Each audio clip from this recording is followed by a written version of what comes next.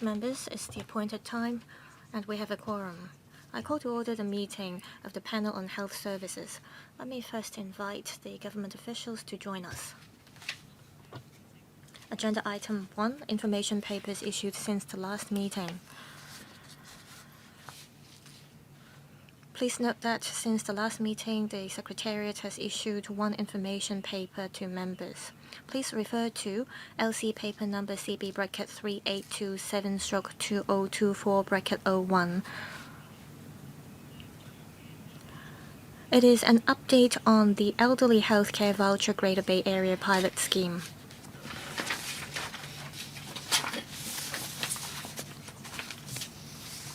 When the government officials has entered the meeting room, we will talk about the items that we're going to discuss at the next meeting. Let us welcome Undersecretary and her team.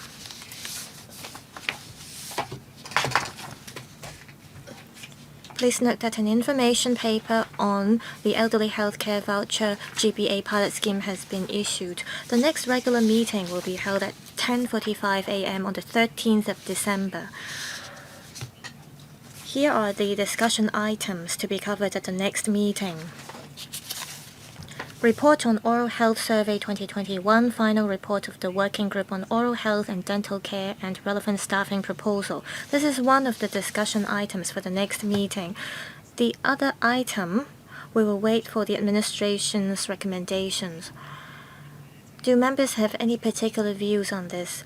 This is going to be our last meeting of the Panel on Health Services in 2024.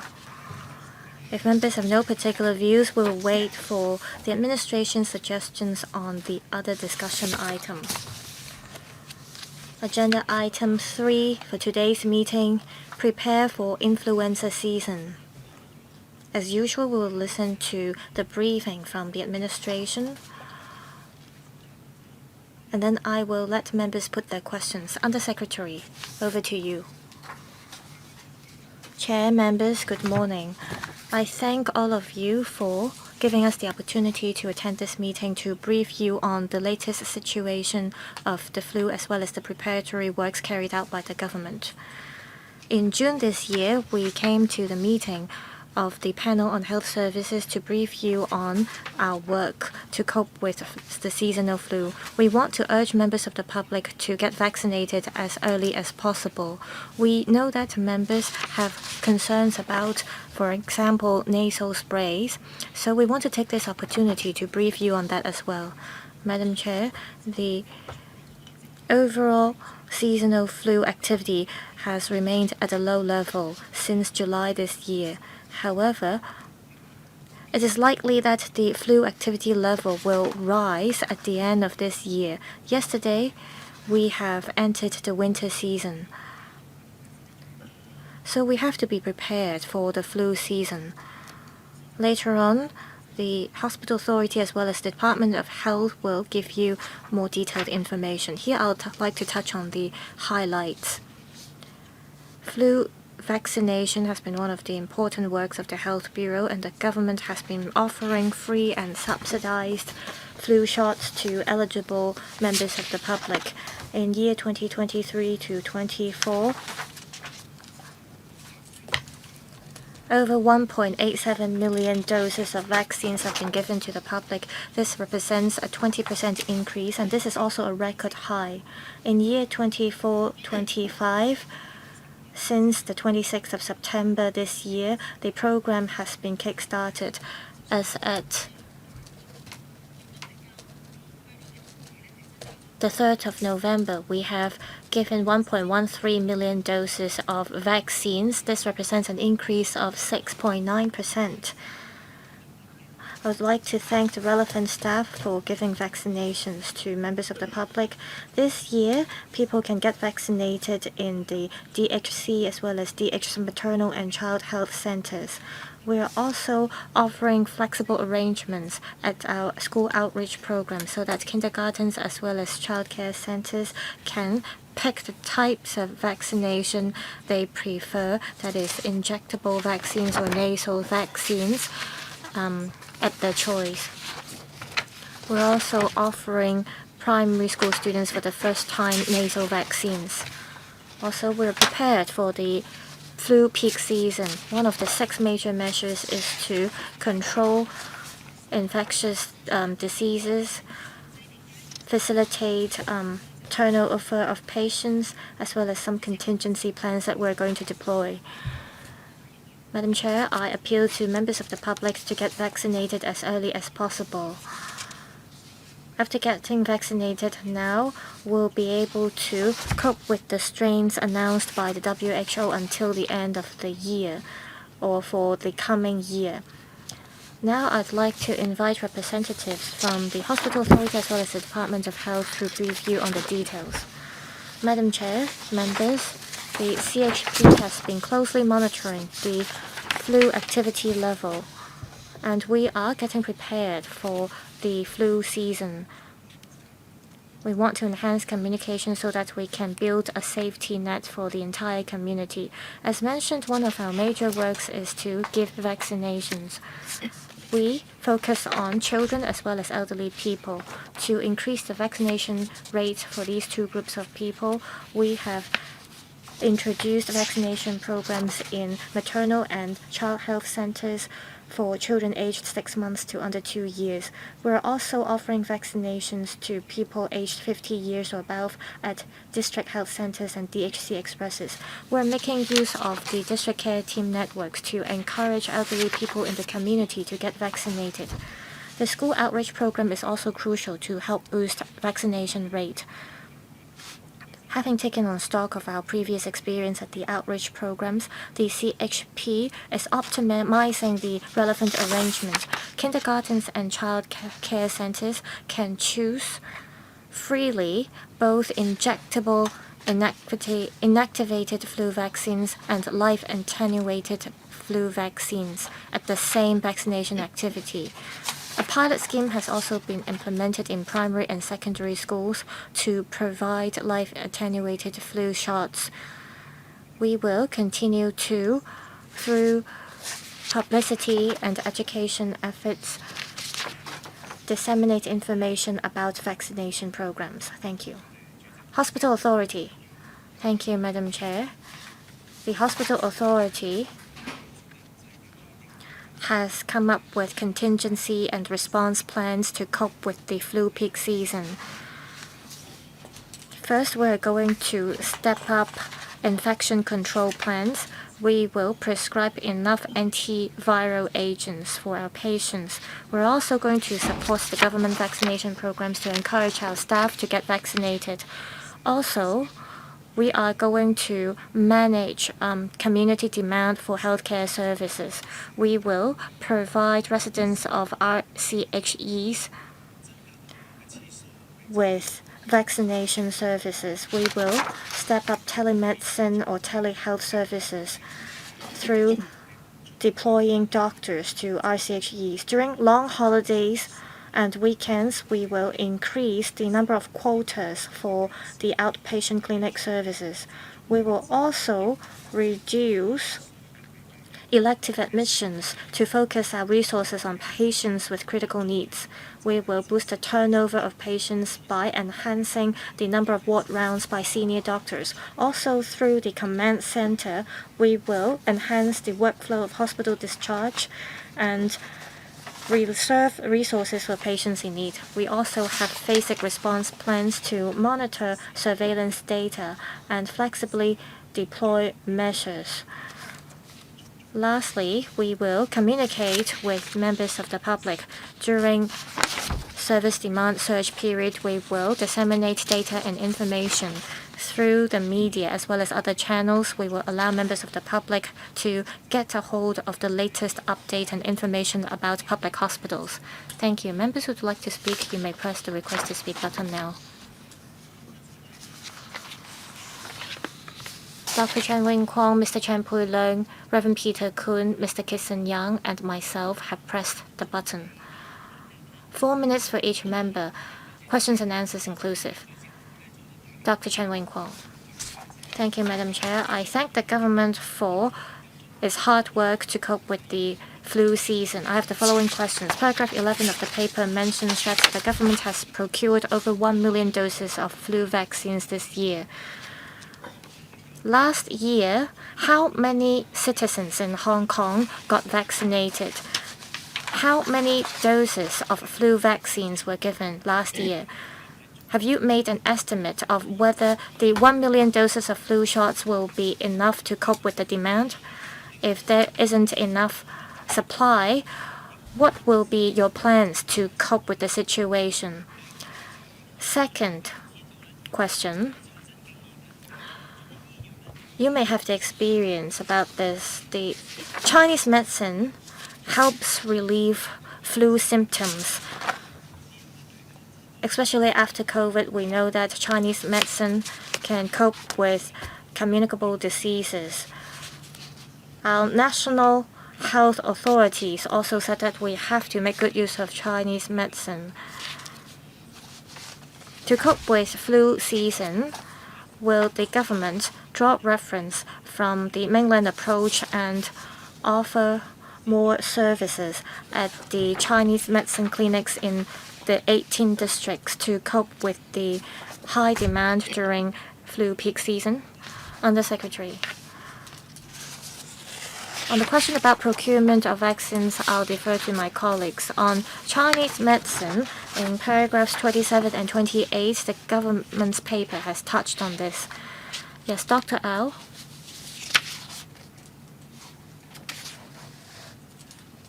Hold on, I think the mic is not switched on yet. Yes. Yes, Dr. Albert Au. No, you're not coming through. Dr. Au, please speak to the mic. Right. On the members' question, firstly on the procurement of vaccines, there are two major vaccination programs. One is the government vaccination program, and under this program, the government procures vaccines. Last year, we procured 1 million doses. The other one is vaccination subsidy scheme, and this is for this scheme, we rely on private doctors to procure vaccines. Last year, we gave 1.87 million doses of vaccines, which represented a 20% increase. As to the number of doses we should procure, we rely on our previous experiences to see how many people got vaccinated. Also, we take on board the views of our scientific committee to see if there are any change in our age groups. For example, there is a 5% increase of people aged 65 or above every year. So we will reserve enough doses of flu vaccines. For vaccines procured by private doctors usually based on the number of people who get vaccinated at private clinics to decide how many doses they should procure. We every year ask private doctors to reserve enough vaccines. This year we placed an order for 1 million doses, and this is comparable to the number last year. For 650,000 doses, they will be reserved for the hospital authority as well as the public clinics under the Department of Health as well as institutions. And another 300,000 doses or so are reserved for the school outreach programs. We believe that the number of doses will be enough, and we will continue to closely monitor the use of vaccines. If necessary, we will closely talk to the suppliers to get more supply. Thank you, Dr. Au. On the question about Chinese medicine, yes. Thank you, Madam Chair. On how we will make use of Chinese medicine, first of all, we value the importance of Chinese medicine in its functions in major public health incidents. Previously, during flu peak seasons, we deployed a series of measures to make use of Chinese medicine resources to help cope with public health incidents. In the Chinese medicine clinics in all 18 districts during flu peak seasons, as well as long holidays, we enhanced their services as well as the number of quotas to cope with the high demand. Also, we thank the Chinese medicine sector for their great support. Every time during peak season and during high demand, our Chinese Medicine Regulatory Office disseminates information to the sector. We also encourage NGOs as well as private Chinese medicine clinics during flu peak season as well as long holidays to provide additional consultation service slots. The aim is to allow members of the public to seek consultation help from Chinese medicine clinics if they need. Also, we consolidate information and provide information on public channels for members' reference. Next one, Mr. Chan Pui-lan. Thank you, Chair.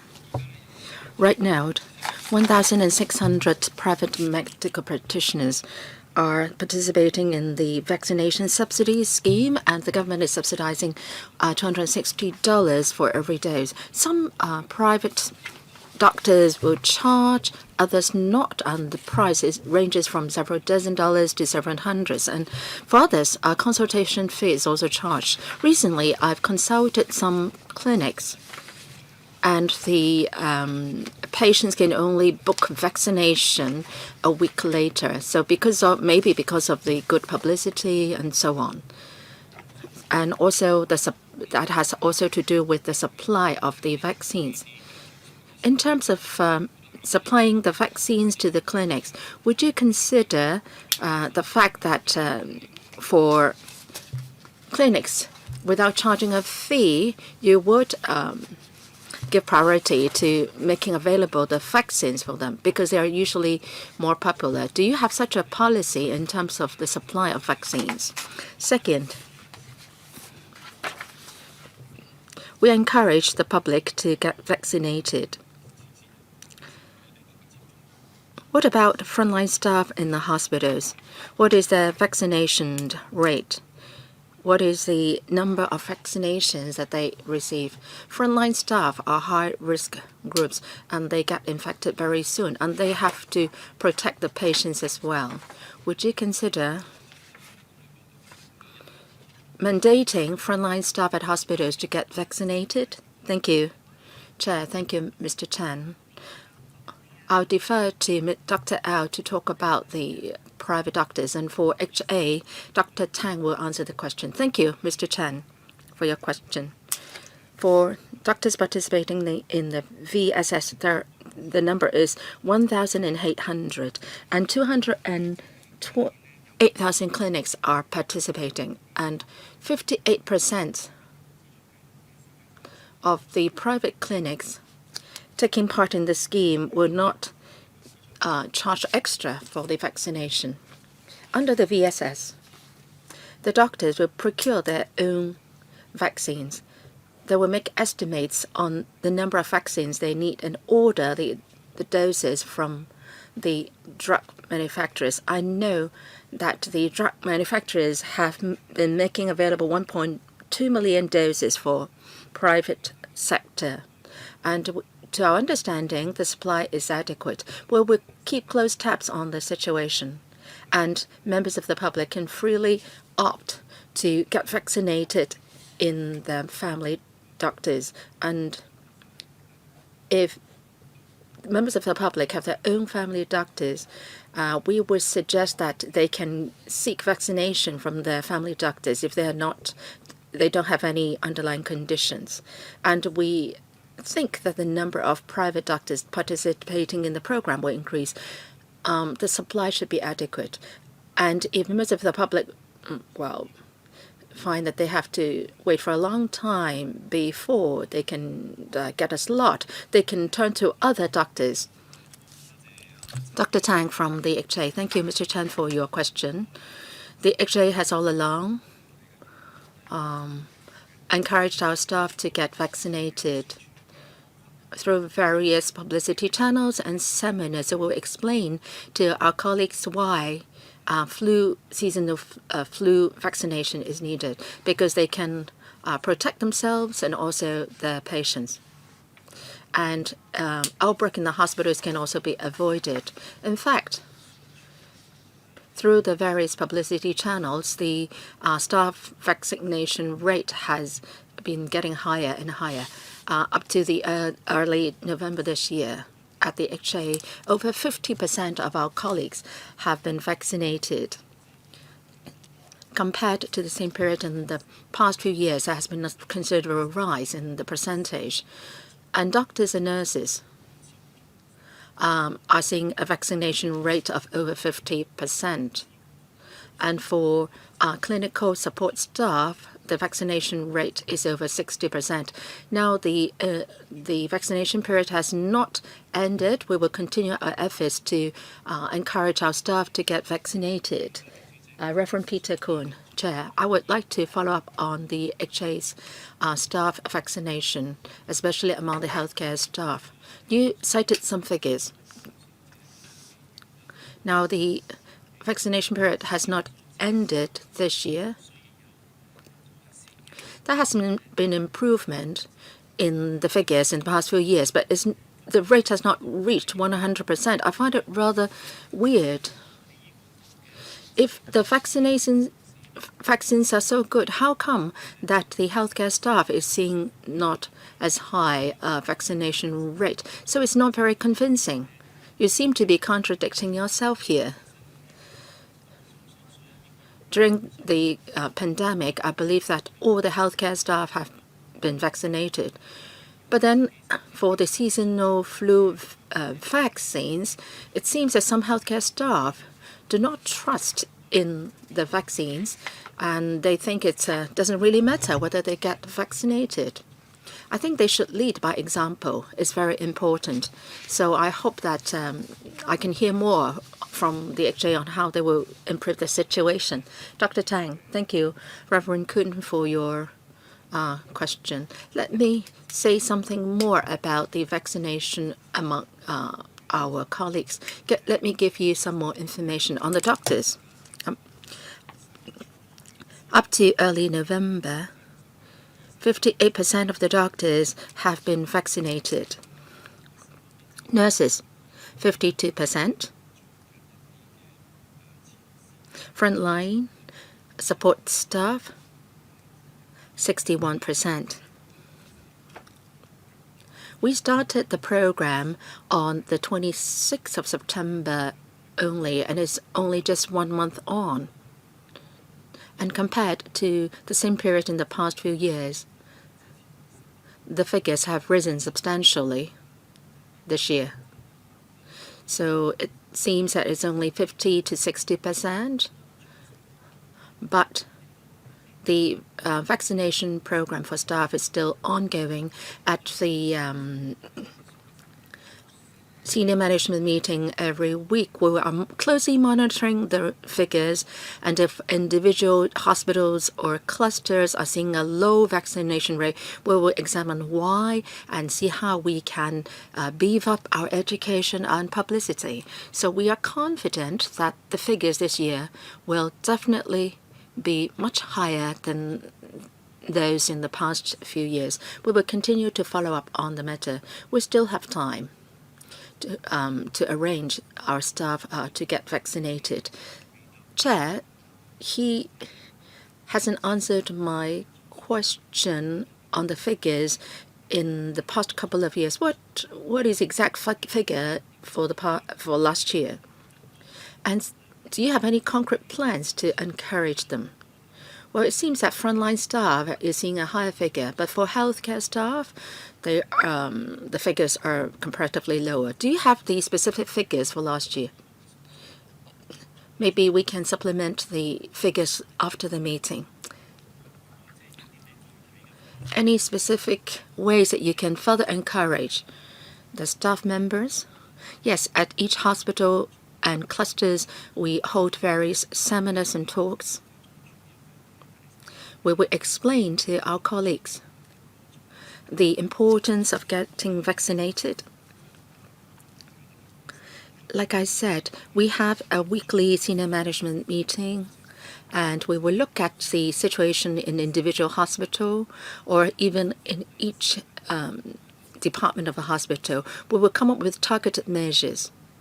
If colleagues do not understand the merits of the vaccines, some staff will explain to these staff. We will keep close tabs on the situation to to uplift the vaccination rate. Mr. Kitson Yang,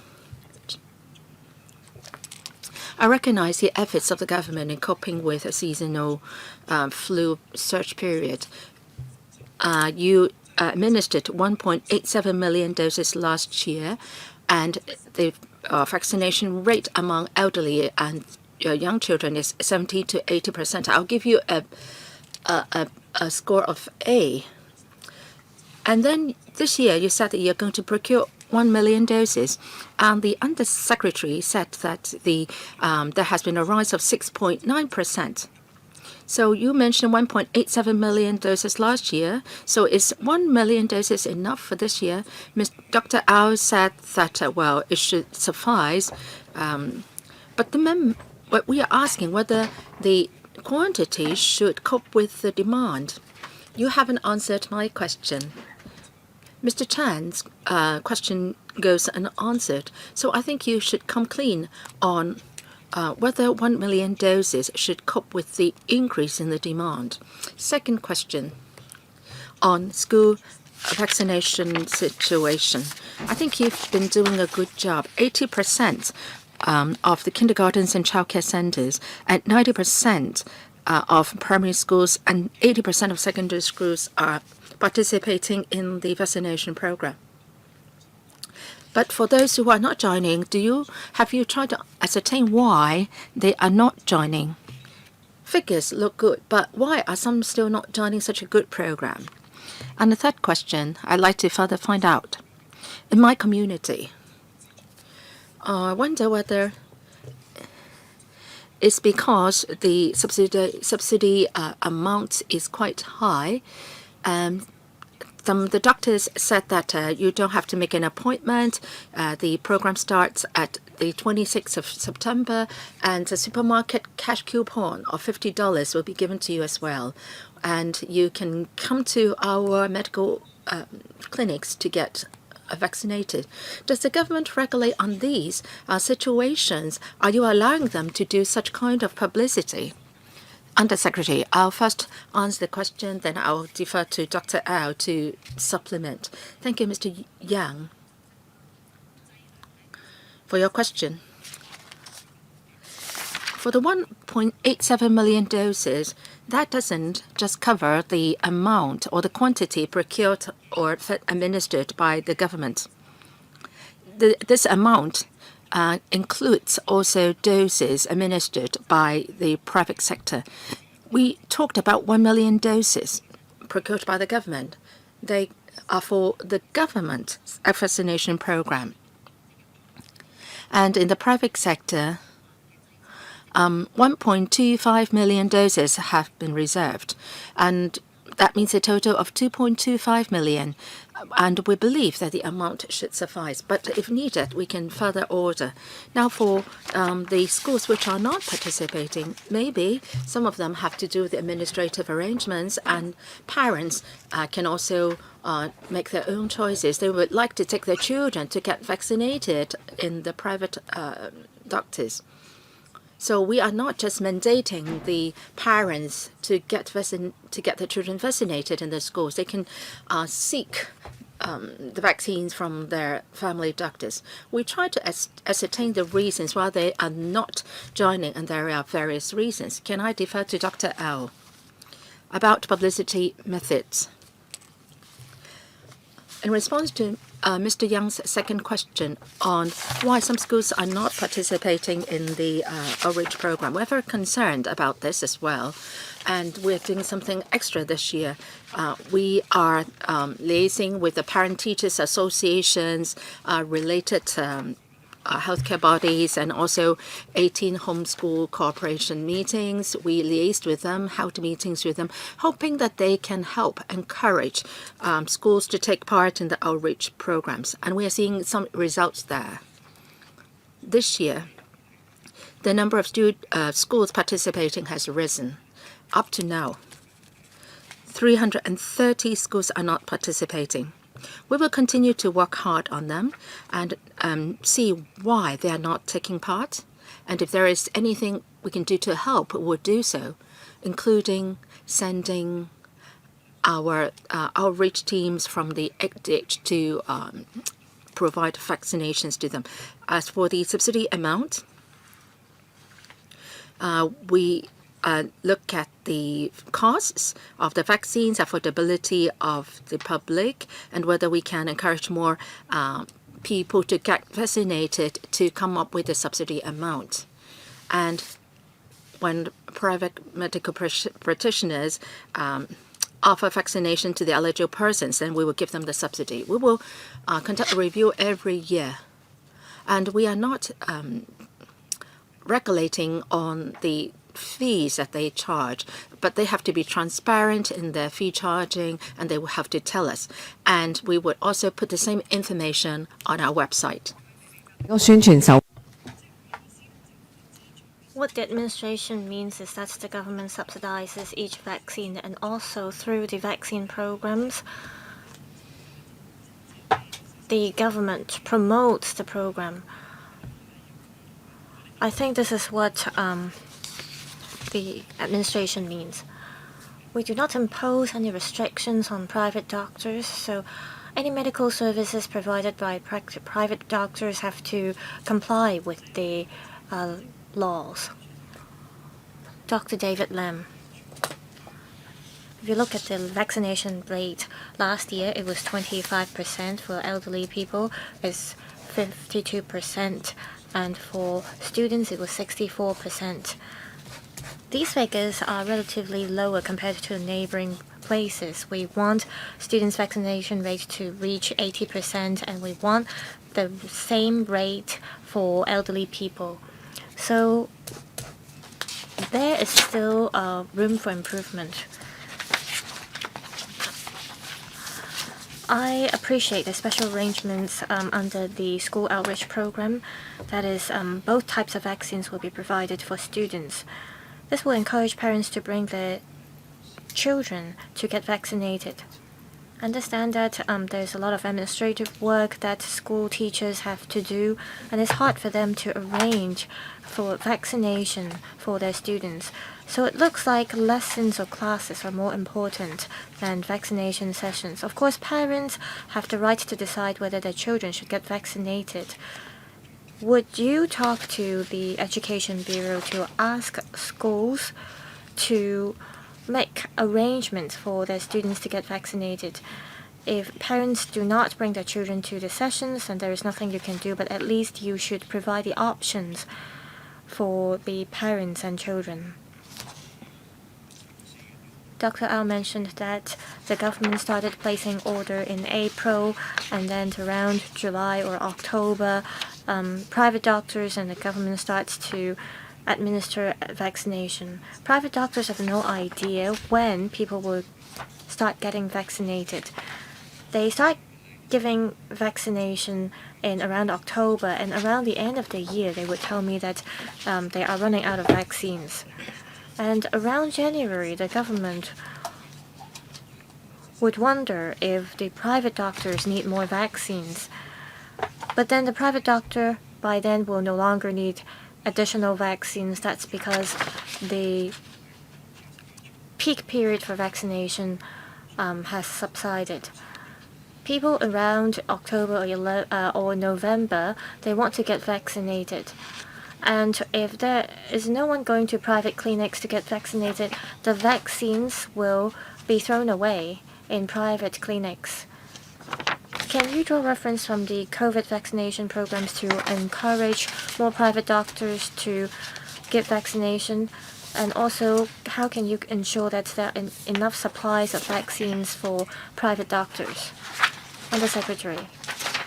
Dr. Lam is right. There is room for improvement for our current vaccination programs. We want more students to get vaccinated. The Department of Health has been working with the Education Bureau, especially in promoting the vaccination rate. You may have heard of the school health program. We will educate parents and children about the benefits of children getting vaccinated so that there will be more participation. In terms of vaccines for private doctors, Indeed, Dr. Lam had a point. We're looking at the supply of vaccines in the private sector. It is true that people don't get vaccinated in the later stage at the private sector. There are different types of partnership models. For example, our procurement department may consult private doctors before making procurement so that in the coming year the supply of vaccines will be more stable so that everyone in Hong Kong can get vaccinated. Mr. Peter Xu. Madam Chair, I declare that I got free vaccines from the I got vaccinated for free from the government program. I got vaccinated and I never contracted influenza. I don't know if it is because I got the flu shot. Perhaps people who got flu shot might still get infected. Private doctors are currently allowed to give vaccination, and what is the subsidy for private doctors? Undersecretary, I appreciate that Mr. Xu got vaccinated, and it's not that as long as you get a flu shot, you'll never get infected. It's just that it will help reduce mortality rate or admission rate or help reduce the number of severe cases. So I hope that you can help promote the benefits of getting vaccinated. Dr. Au? Currently, under the government vaccination program, we procure vaccines and we reserve vaccines for school outreach program as well as residential care homes.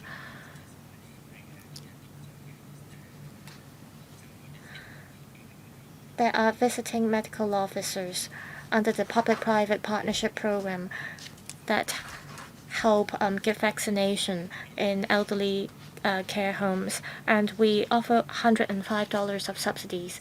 And for private clinics, they mostly serve people in the community. As long as you are aged 50 years or above, or you are children aged 6 months to under 2 years, or if you are patients with chronic diseases, you will get a subsidy of $260 if you get vaccinated at private clinics. So what is the cost of each dose of flu vaccine? The cost of vaccines procured by the government is different compared to that procured by private clinics. Well, because of contractual reasons, we cannot disclose the cost. Well, I will know the price when the budget is rolled out next year, so you have to make public the cost of each vaccine. For the private sector, as far as I understand, it's about $100 to $150 depending on how many doses of vaccines you procure or order. Recently, district councillors as well as members of the district care teams, they have been making arrangements for people to get vaccinated, and they've got really good feedback, and they managed to have 30,000 to 40,000 people to get vaccinated in one go. I don't know if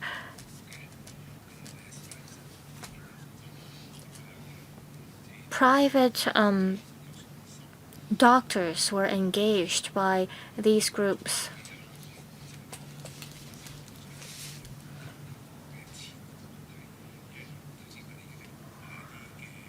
This has to do with the use of public funds.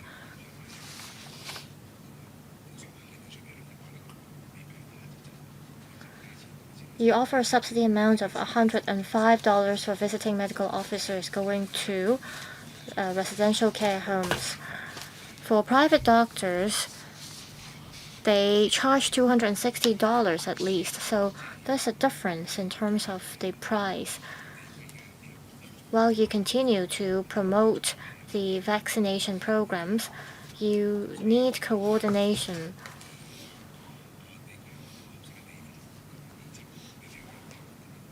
You have the vaccines and you have the coordination, and if you can arrange doctors to give vaccination, well, that would be great. Undersecretary, this is about the supply of vaccines, the price is different for the government procuring vaccines as well as private doctors ordering vaccines. Perhaps we can have a centralized platform to procure vaccines, and the private doctors can, through the same platform, order vaccines, and this will help reduce the cost of vaccines. We are in talks with the sector. As Mr. Chu said, this is public money, and we should ensure effective use of public funds. We might be able to reduce the cost of vaccines through this purchasing model. Ms. Rebecca Chen, that's myself. Every year we see severe cases or fatal cases because patients did not get vaccinated. Every year we discuss in this panel how to boost the vaccination rate in Hong Kong. I see that the government has been working hard to increase the vaccination rate. I think the government should make use of different means. And this year, nasal vaccines are provided for students. To give you an example, every morning I go to the Kowloon City Market.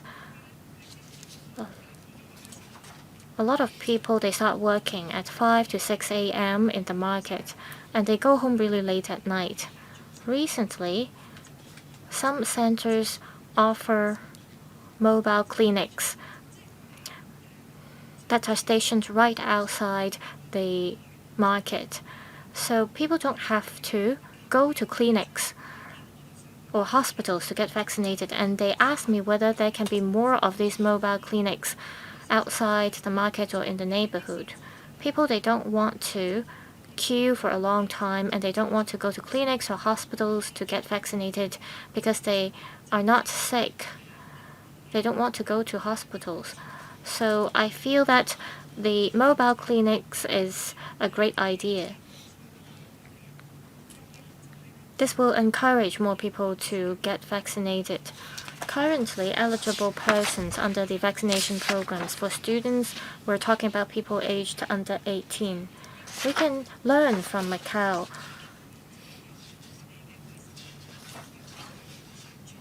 The Health Bureau in Macau organizes vaccination sessions for university students. People in Macau, they get flu shots every year.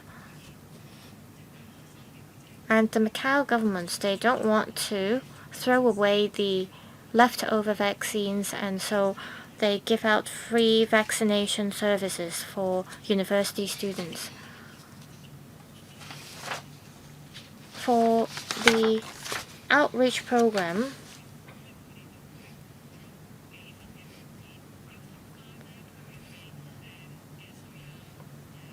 our offices help elderly people in the community to fill out forms. I wonder if these paperwork can be digitalized. For persons with intellectual or physical disabilities, they have to fill out another set of forms. Can you simplify the paperwork?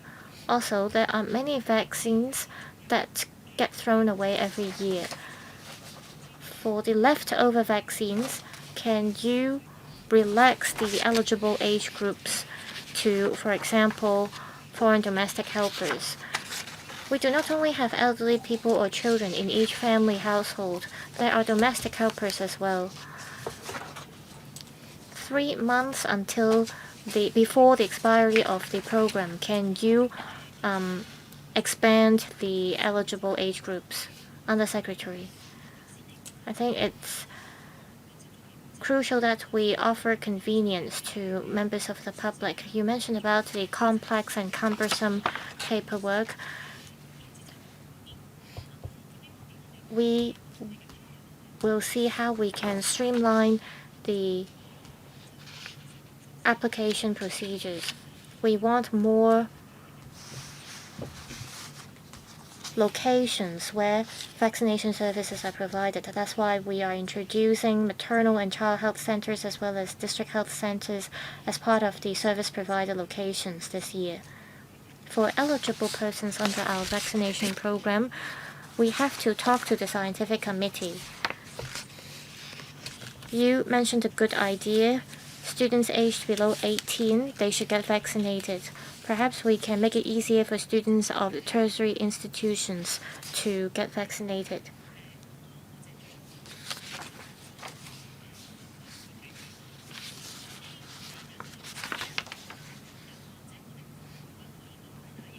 We want to cover as many age groups as possible, so we will study this. So this is a very good suggestion. Thank you. So on this agenda item, any member wishing to ask a question? Ms. Judy Chan has just come in. Sorry, there is another Bills Committee going on in the next room. I'm a bit late. My apology. Just now, the Undersecretary has responded to many questions on seasonal flu vaccination. Members asked questions similar to those they raised in the last year. So I would like to know the concerns that we raised last year, have they been addressed? Has there been any improvement? When we organize district outreach programs, will we be making any improvements? And I'm also concerned about nasal spray vaccines. Last year, many colleagues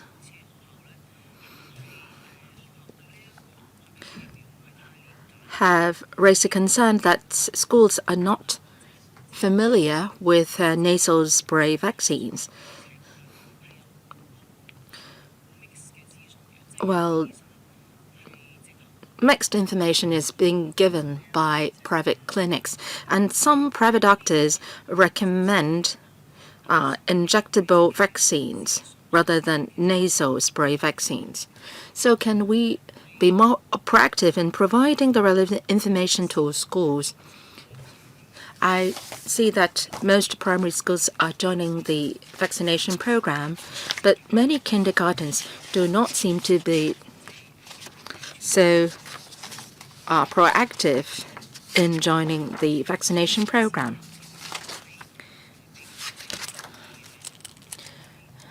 If we want to raise the vaccination rate among kindergartens, where the pupils are more vulnerable, I really hope that nasal spray vaccines can be used more. The chair also referred to vaccines which might have to be disposed. Every year we go through the same cycle. In the outset, parents might not be very forthcoming in getting their children vaccinated, but whenever a death case arises, then the parents got to be more alerted, and then they will get their children vaccinated.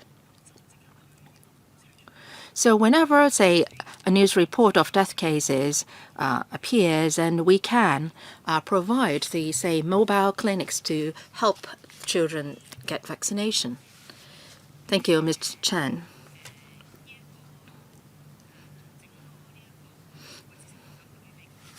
How is our preparatory work different from past years? The new measures have been outlined in the paper, so I'll defer to Dr. Au to say something more. And there is a basic concept that we have to be very clear. The earlier the vaccination is administered, the better. We don't want people coming forth to get vaccinated only after there are death cases. So we always say that October is the best timing for getting vaccination. We should not wait. We should do it now. We want the parents to have that kind of mindset as well. We don't want we don't want parents to wait till they see serious cases. So we would go more to the schools to communicate with the parents and teachers. we should do prevention as much as we can. On nasal spray vaccines, we understand that Ms. Chan is very concerned about this. After all, what kind of vaccines the parents and patients choose is really up to them. But whatever we can do to help them, we will do so. So can I defer to Dr. Au on Ms. Chan's question? We came to the Health Services panel in June this year. We heard many valuable views from members. Based on the past year's experience and after review, we are making some enhancements. For kindergartens and child care centers, the children are very young, and more parents will be opting for nasal spray vaccines. So the first thing that we did is that the childcare centers can choose freely whether to opt for injectable vaccines or nasal vaccines, and both can be administered at the same occasion and on the same day. So the parents can make their own choices. There is no limitation at all. And we also communicated with the schools earlier than past year. We held a briefing for them. We also liaised with the school sponsoring bodies, hoping that they can understand more about nasal spray vaccines. And for kindergartens and childcare centers this year, well, last year 80% participated, and this year up to now 83% is the figure. And more schools are opting for nasal spray vaccines.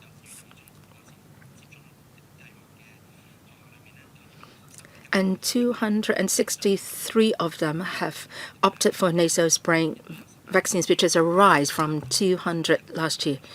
And 11 kindergartens and child care centers are choosing a mixed mode of vaccines on the same occasion. We hope that more children can get vaccinated this year. The second enhancement measure is from children aged 6 months to 2 years old, the vaccination rate is not desirable. Last year, the figures was only 22%, and this year, we hope that this group can get more of this group can get vaccinated. 16 maternal and child health centers will be offering the service. When the child comes to the center for services, our staff will persuade or encourage the parents to get seasonal flu vaccines at the same time. They can get the vaccination on the same day or make a booking for another day to get the vaccines. So through our own network, we hope to give more information to parents to raise the vaccination rate among this age group. And then on outreach program, apart from doctors visiting various institutions, we know that doctors are partnering with community bodies to do outreach programs. In the past, they should inform us 14 days in advance. After talking to the EPD this year on issues relating to collection of medical waste, we have compressed or shortened the period to 7 days. So as long as doctors notify in advance, we are even willing to accept a notice period of less than 7 days. And then the Undersecretary also mentioned that we would also look into ways and means to work better with private doctors and to make it easier for them to get the subsidy. Thank you, Dr. Au. I think so much for this item. Thank you very much on the Secretary and her team. Let's move on to the next item.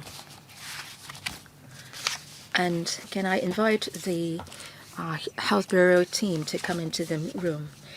Reform the approval mechanism for drugs and medical devices and related staffing arrangements. Let me remind members here. This item is related to proposal on staff establishment. In accordance with ROP 83A, if members have a direct or indirect pecuniary interest in the matters involved, they should disclose the nature of their interest before they speak. So members, please take note of that. If the Secretary is ready, please.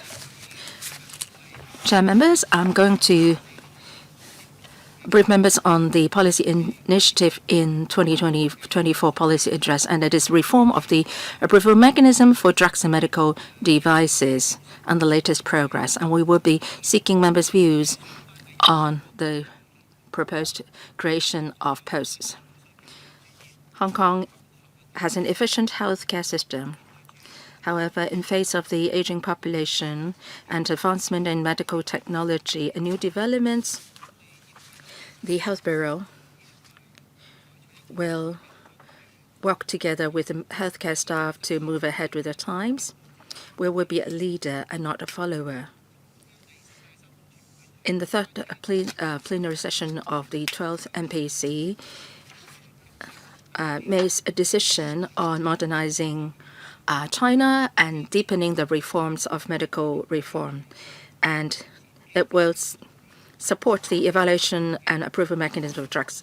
Last August, the State Council has made a plan for the Shenzhen zone of the Hetao area. There will be a synergistic effect to be achieved in one zone, two parks concept to give full advantage to Hong Kong's advantages and help the country. And the 2023 policy address, which enhance our approval mechanism to migrate towards primary evaluation approach. In the past year, the government has been very proactive, and we have achieved some results. First, under the support of the National Medical Products Administration,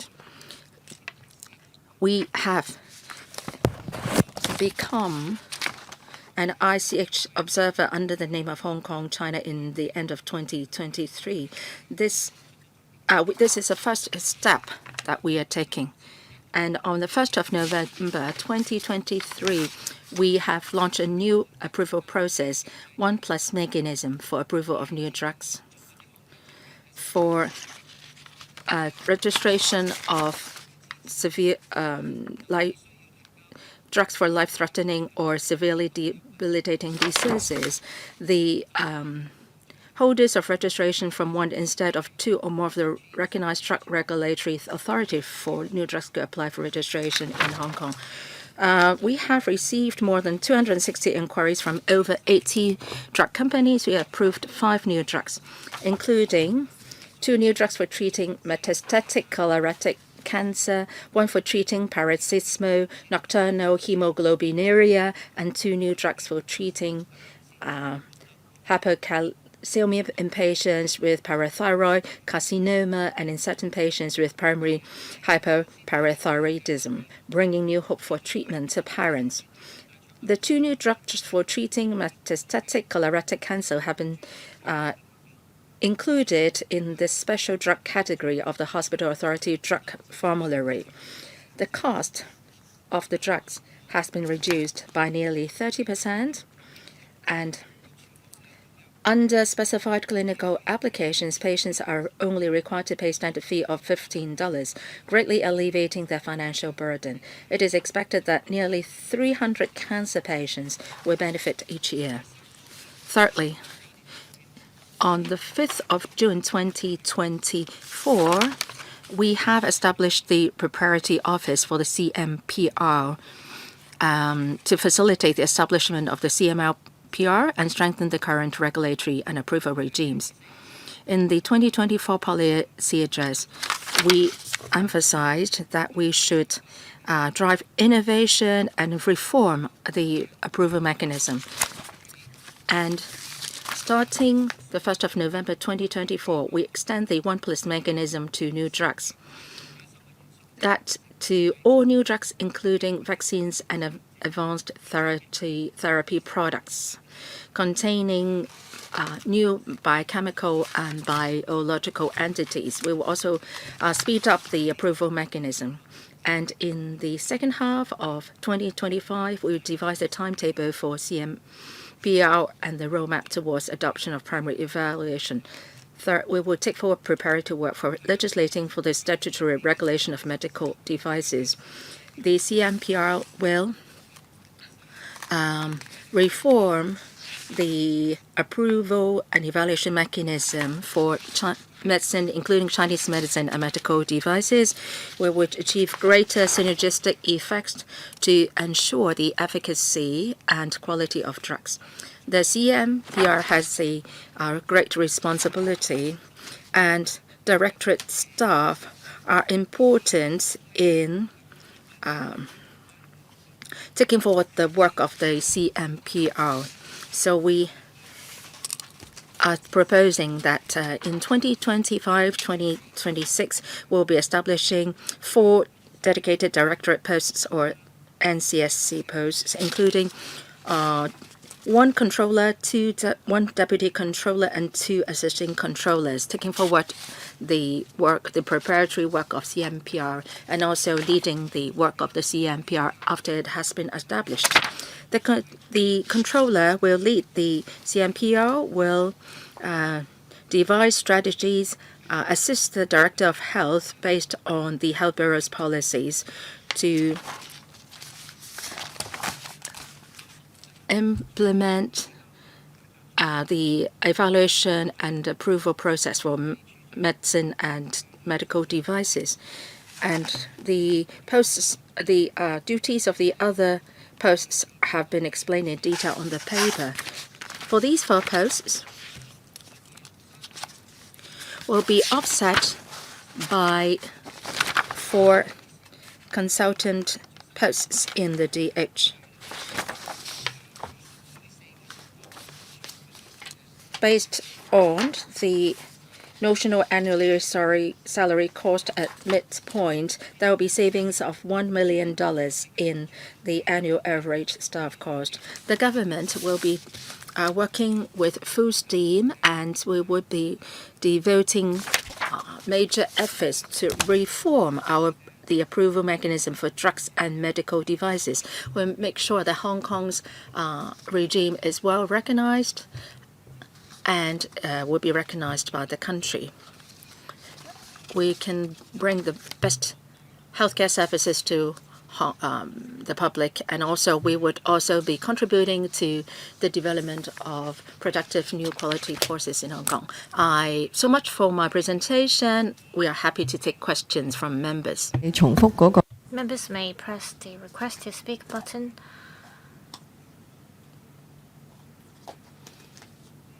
Here are the members who've pressed the button: Ms. Connie Lam, Mr. Bill Tang, Dr. Chen Wing Kwong, Ms. Jovi Chen, Mr. Chen Kin Po, and Mr. Tommy Chen. 4 minutes, Ms. Connie Lam. I give my support to the reform of the approval mechanism for drugs and medical devices, as well as the related staffing proposals. I believe the Secretary has taken into account the needs of the public. I'd like to ask about the 1+ mechanism. The Secretary mentioned that the administration will speed up the registration of new drugs so that good drugs can be used in Hong Kong. And I'm all for that. Currently, under the existing mechanism, pharmaceutical companies have to apply for registration with the government. For drugs curing cancers as well as rare diseases, they can be registered.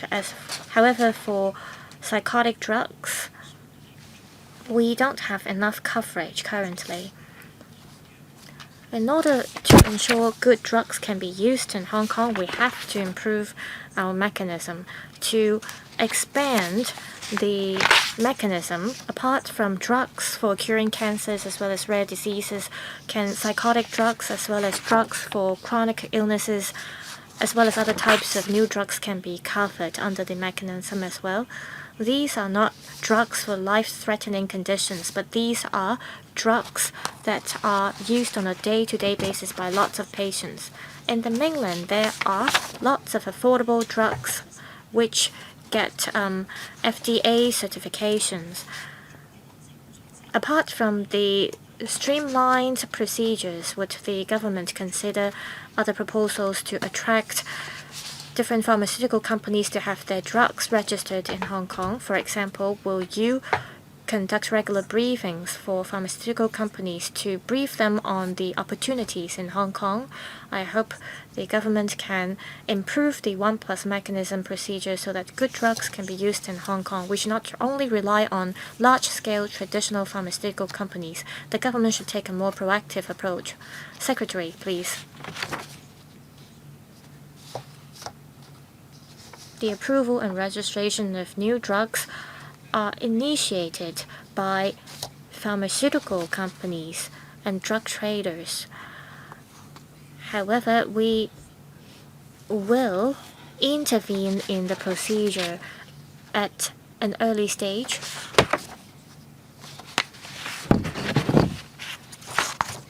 Let me explain again. We have already expanded the mechanism. In the past, we adopted the secondary evaluation approach. For some pharmaceutical companies, they have offices in Hong Kong to promote their drugs. They do not have to provide documents or submit applications for drugs to be registered. The Department of Health, as well as drug traders as well as pharmaceutical companies have to learn about the new policy. We rolled out the new policy in November 2023, and this new policy does not only target foreign pharmaceutical companies. For mainland enterprises, if they get the certification from the national administration, they can also have their drugs registered in Hong Kong.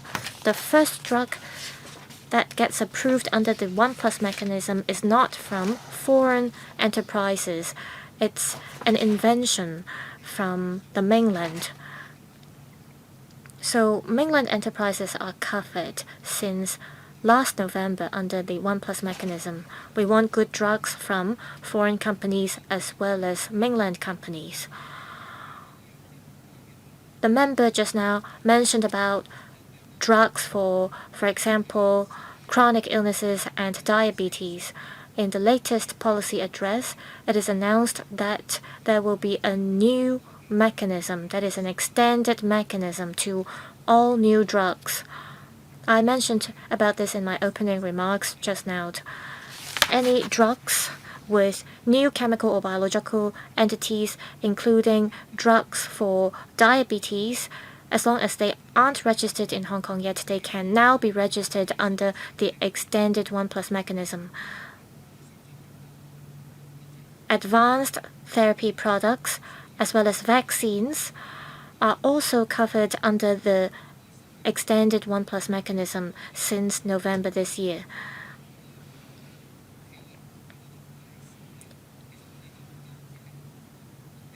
You mentioned about holding briefings for pharmaceutical companies. We have been doing that from time to time. The Department of Health has been reaching out to different pharmaceutical companies. It has held a number of briefings to explain to companies about the new mechanism. After all, this is a new mechanism. We understand that we need to keep explaining to the sector so that new drugs can be used in Hong Kong. Mr. Bill Tang, apart from this paper, we see that over the past 2 years, the government has been promoting the reform of the approval mechanism for drugs and medical devices. Ms. Jovi Chen and I have been calling for a reform of the approval mechanism for drugs so that mainland drugs can be used in Hong Kong. Of course, we want good drugs from all over the world to be registered in Hong Kong. So our goal is clear. We want good drugs to be able to be applied in Hong Kong and that these drugs can be affordable. How can we select good drugs to be used in Hong Kong? How can we ensure an affordable price for these drugs so that people in Hong Kong, they don't have to travel to the mainland to get treatment or drugs? So this is a major concern of the public. Secondly, for the 1+ mechanism, this mechanism works because we require the endorsement of local experts. How do we ensure that we have local clinical data as well as endorsement of local experts?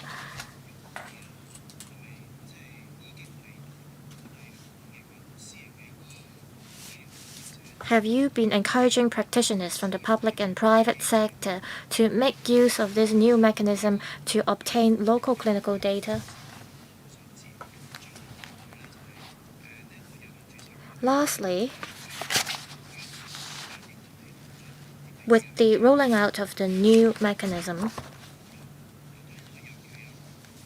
are we going to have mainland enterprises establishing their presence in Hong Kong? Can they help establish an R&D base in Hong Kong for testing new drugs?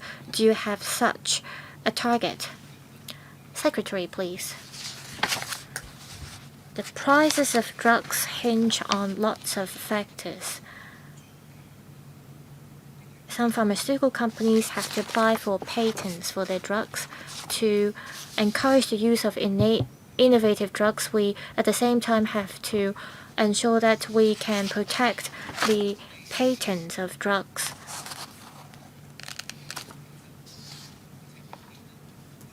In implementing this innovative approval mechanism, we enable more options and affordable drugs in the market.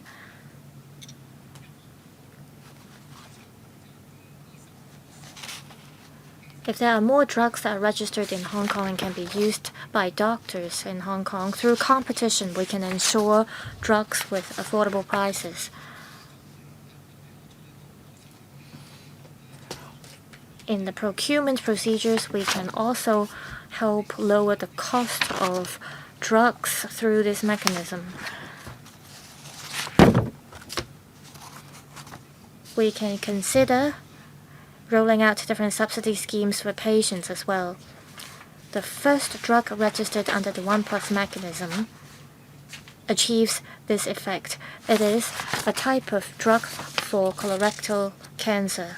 Before this drug was registered in Hong Kong, patients who failed to see results through radiotherapy, they can only, through the named patient scheme and long and complicated procedures, get drugs.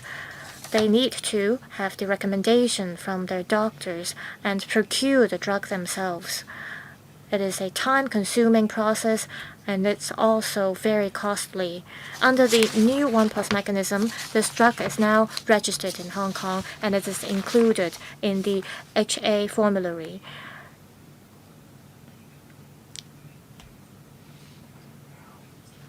So the cost of the drugs have been reduced by nearly 30%.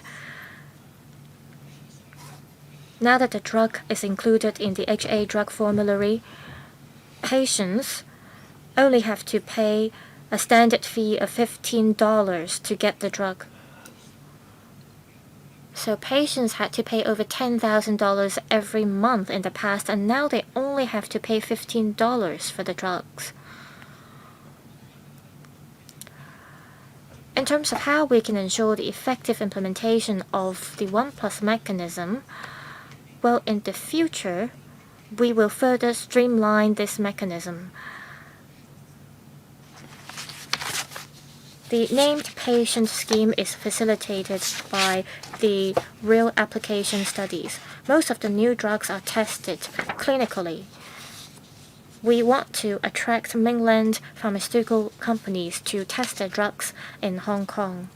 Therefore, we are establishing a GBA, International Clinical Trial Institute, in the Hetao area so that we can ensure R&D in Hong Kong and that we can obtain the clinical data. So we have a comprehensive plan to implement the 1+ mechanism. Dr. Chen Wing-Kwong. Thank you, Madam Chair. I'm happy to see that the government is speeding up the reform of the approval mechanism for drugs, and I also support the establishment of the Hong Kong Centre for Medical Products Regulations, or CMPR. This is to ensure high quality of drugs used in Hong Kong, and that we can at the same time have the drugs approved by foreign regulatory authorities. I have a question about the mechanism. First, the registration of Western medicine and Chinese medicine are taken care of by different offices under the Department of Health.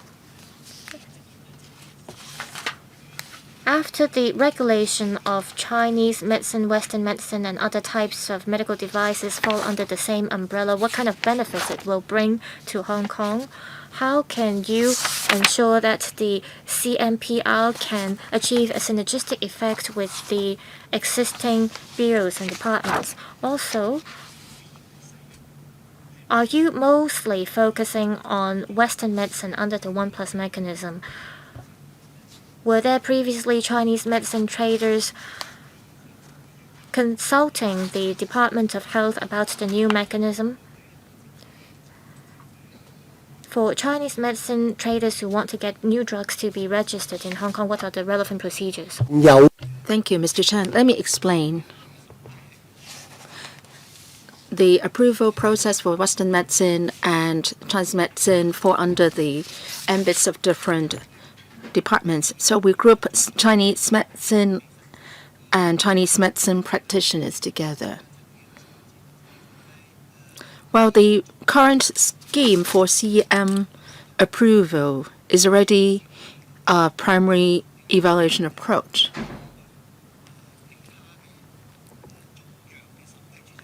We don't have to rely on the certification of other relevant authorities to get the CM registered in Hong Kong. We would do it on our own, whether it's Chinese medicine coming from the mainland or overseas. Those who are applying for registration will come to us directly, and we are adopting the primary evaluation approach now. And why are we setting up the CMPR? We want to group Chinese medicine and Western medicine together. The two types of medicine share similarities as well as differences. So we hope to achieve synergy with the establishment of the CMPR. We would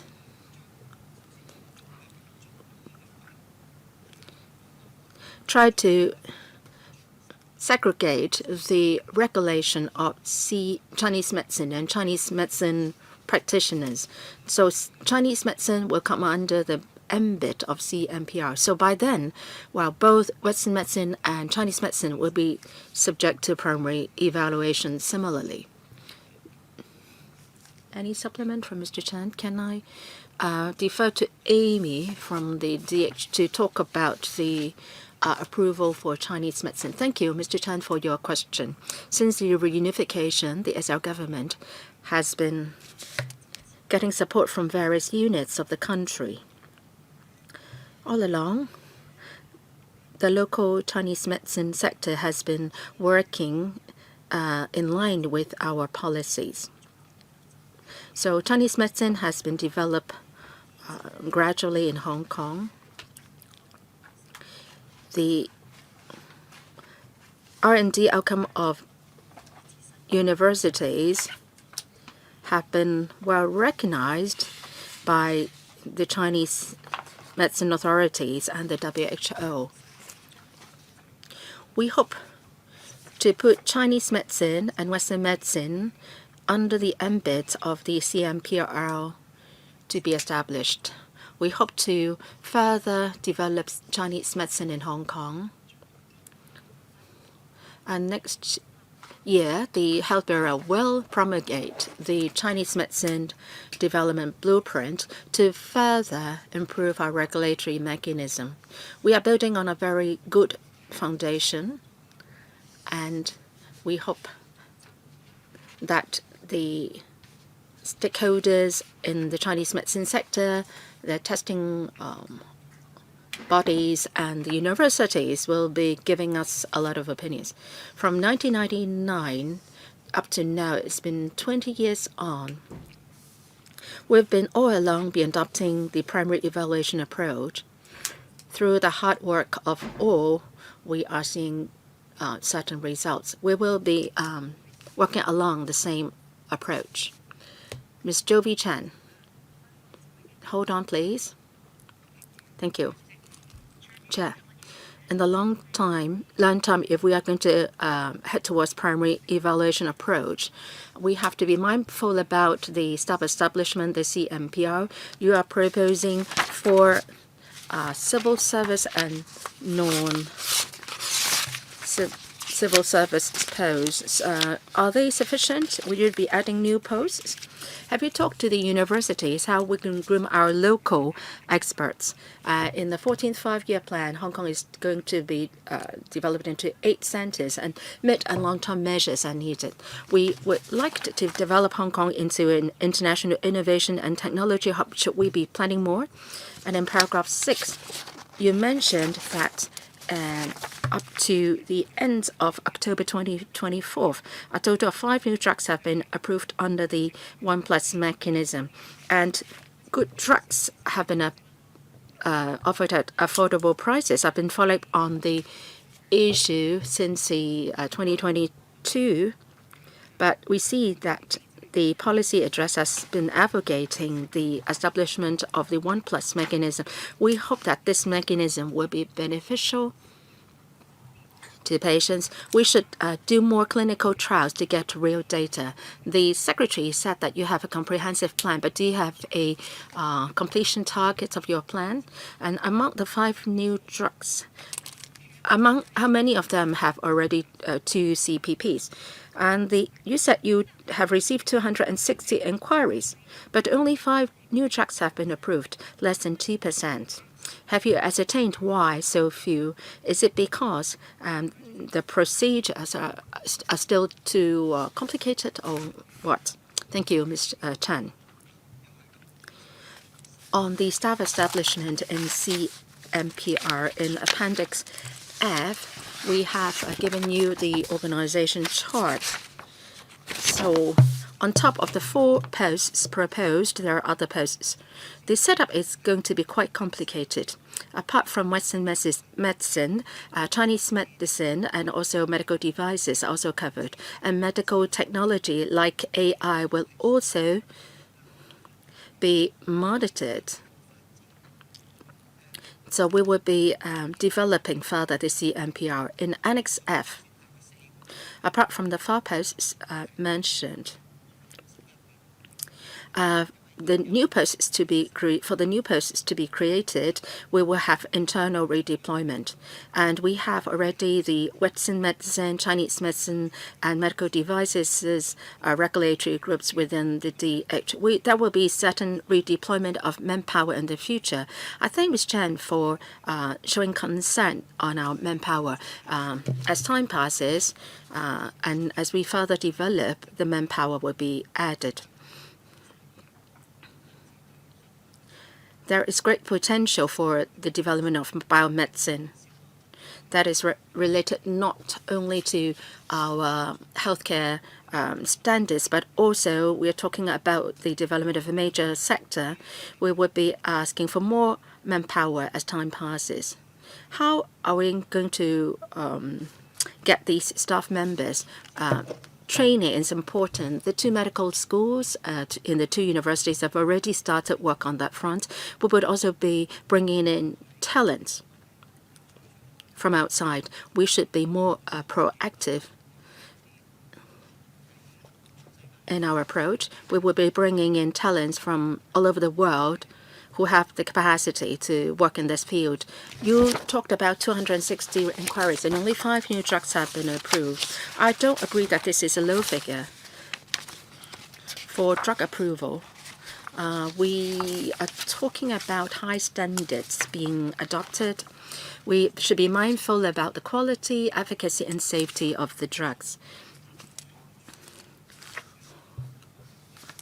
It's important that we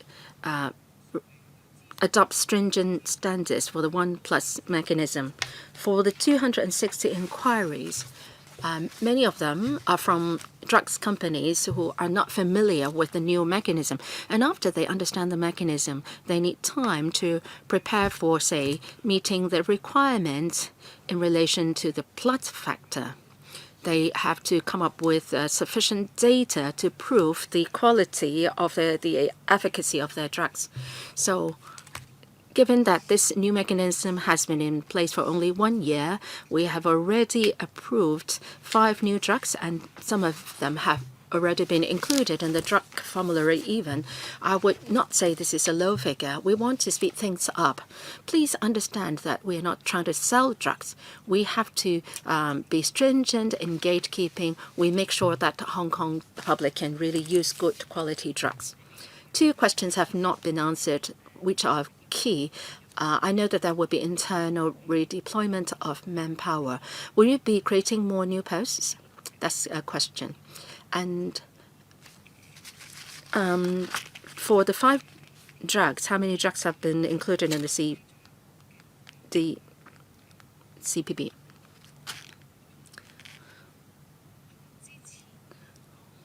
For the 5 new drugs that have been registered under 1+ mechanism, how many of them have been granted CPB? Up to now, for the 5 new drugs,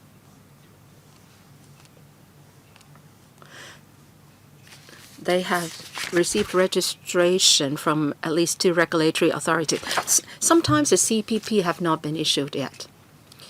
The worldwide, which we want to speed things up, if we can achieve primary evaluation, we would be approving the drugs ahead of others. So sometimes, pending the obtaining of the CPPs, they might already have been approved in Hong Kong. On manpower, can I ask my colleague to supplement? Like what the Secretary said, in Appendix F, we see that there is the new organization chart. These are the directorate posts. We would like to get 4 new directorate posts upon the approval of the LegCo, and there are 7 posts which will be filled by people redeployed from other sections of the DH. And for non-directorate staff, these posts will also be redeployed from staff in the DH. Chair, Mr. Chen Kim-po, I support the reform proposed. The 1+ mechanism aims to attract different companies to do clinical applications in Hong Kong. So how many drug companies are willing to do that? And the second question is about the creation of 4 dedicated directorate posts. I see that the work needs manpower. You said that there will be deletion of 4 permanent consultant posts. What are the people in these 4 consultants responsible for? After the deletion of the posts, will there be any impact? On the 1+ mechanism, as I said in my introductory remarks, there are many inquiries. This is a new system, and the pharmaceutical companies have to obtain the clinical data to comply with the plus requirement. They can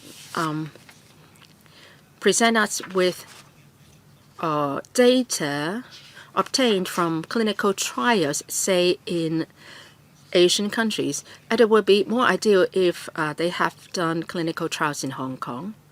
And they can also present data in the real world under the named patient program to support their registration. For the posts, the DH is reorganizing the structure. And for some of the duties, they may be passed over to the HA or the Primary Care Commission.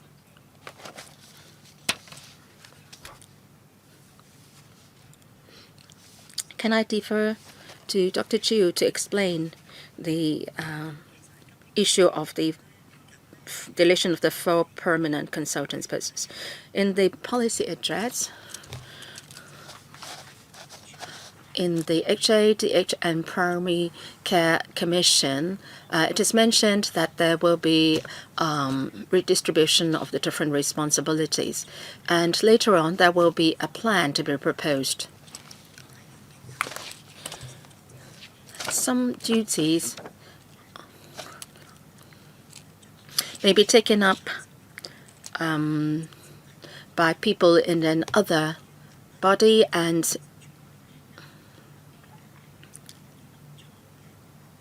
say for clinical consultants posts, their clinical duties might be taken over, say, by the HA.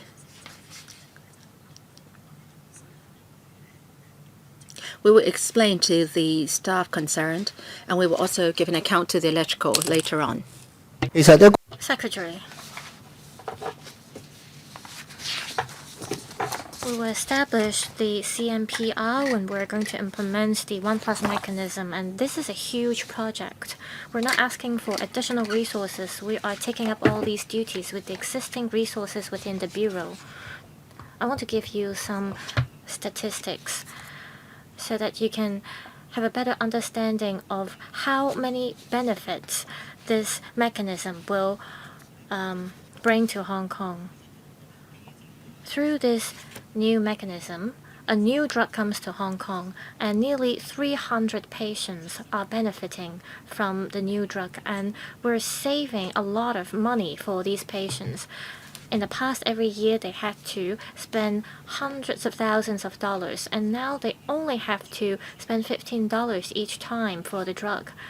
And so we are saving patients millions of dollars through this mechanism. And we are reducing the cost of this first new drug by nearly 30%. So with just one new drug registered in the mechanism, we are saving millions of dollars for patients in Hong Kong.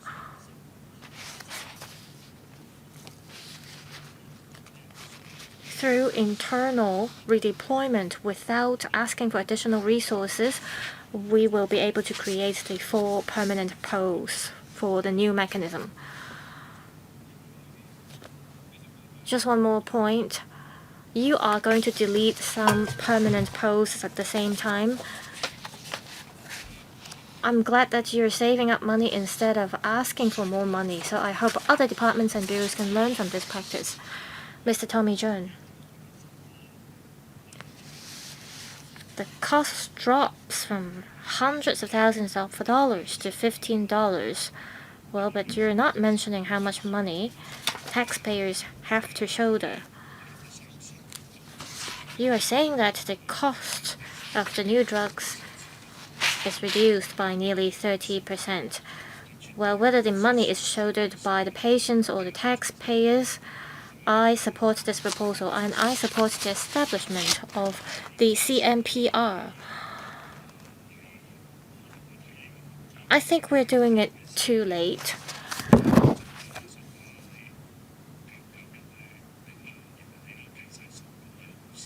Turning to the point about staff arrangement, well, you are deploying staff internally to take up the new duties.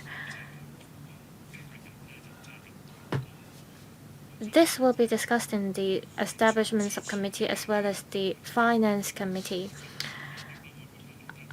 Well, I want to say that I support this proposal. I said that this is done too late. This is because drug is a huge business because of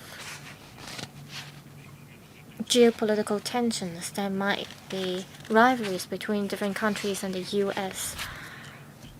And there might be drugs that are not approved by the FDA because of geopolitical reasons.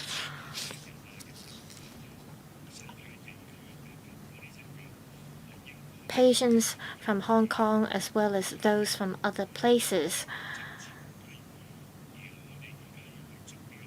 might not get the drugs they need because of the lack of approval by the FDA as well as the geopolitical reasons. So this new mechanism is going to benefit lots of patients.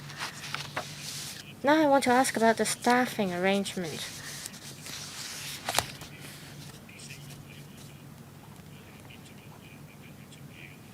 You are creating 4 permanent posts, and there will be staff working under these 4 post holders.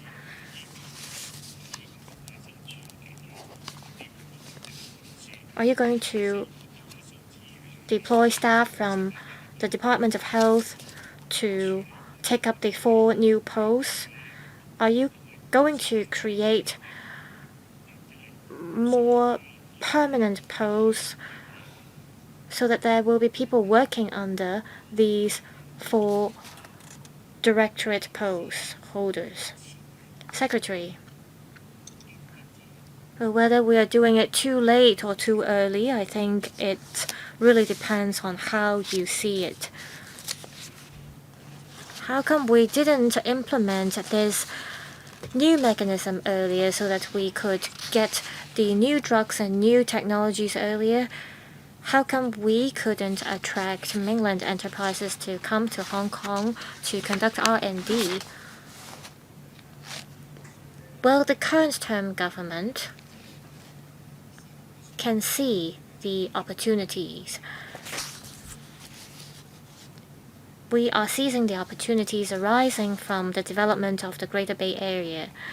It's been 5 years now since we see the development of the GBA, and there are 86 million people in the Greater Bay Area, so we can make good use of this market through the special measures of using drugs registered in Hong Kong in the Greater Bay Area.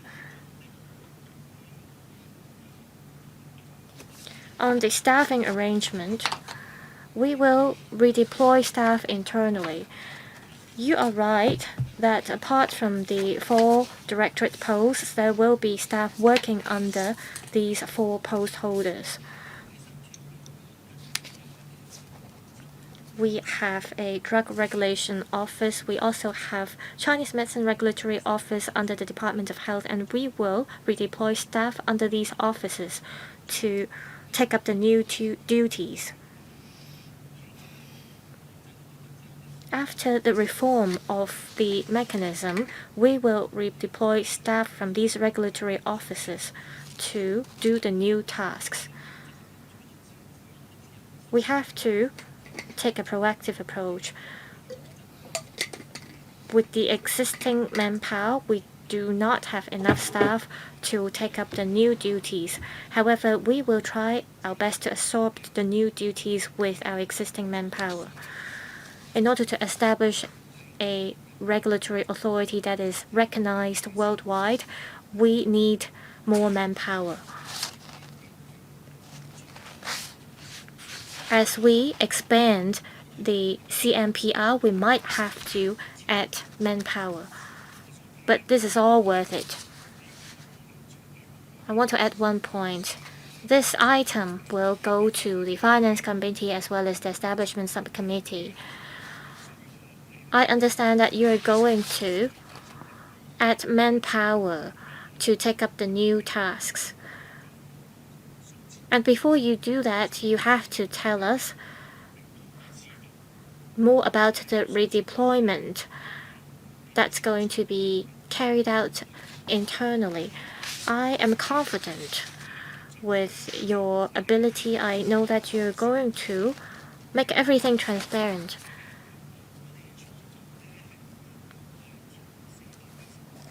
We will deploy over 420 staff from the Drug Office, the Chinese Medicine Regulatory Office, as well as the Medical Device Division under the Department of Health to take up the new tasks.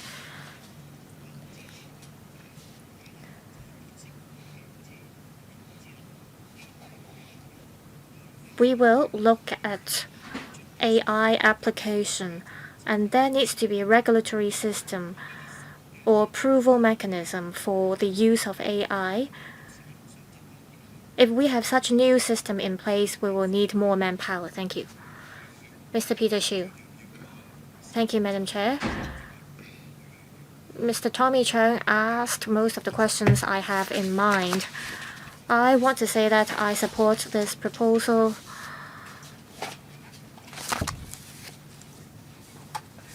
It's been many years since we have been working to promote drugs in Hong Kong to be used in the Guangdong province. I hope that the new center is going to achieve our goal. On the staffing arrangement, the Secretary said that 4 directorate posts will be created through internal redeployment. So what are the new post holders going to do? I'll ask our colleague, Mr. Sam Hui, Deputy Secretary for Health, to tell you more. As mentioned in the paper, we will delete 4 consultant posts by creating the 4 directorate posts. We will re-engineer the functions of the Department of Health as well as the primary healthcare commissions and so on. Since last year, where appropriate, we have moved services from the Department of Health to the Hospital Authority as well as the Primary Healthcare Commission. After the transfer of these clinical services, people who were originally responsible for providing these services could be redeployed or assigned to take up other tasks. We want the Department of Health to focus on 2 areas. 1, public health. 2, regulation.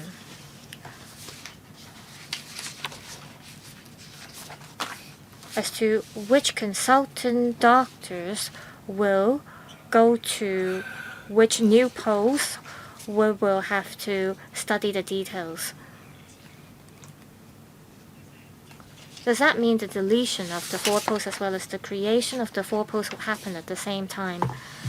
While we redeploy the consultants to new posts, we'll have to see whether we should come up with new duties. I see that one of the time-limited civil service posts is one of the newly created posts is the Chief Electronics Engineer. What is the reason for you to create this post? Let me tell you briefly. We need a Chief Electronics Engineer to regulate medical devices, so we cannot outsource this to an external party. We need professionals to assess and evaluate medical devices. This is an important part of our work. Currently, on regulation of medical devices, we are in a relatively passive role. We have a voluntary administrative system. Currently, our laws do not stipulate mandatory registration of medical devices. We rely currently on healthcare professionals to decide whether they should adopt certain medical advices. After the establishment of the CNPR, we will enact legislations to regulate medical devices.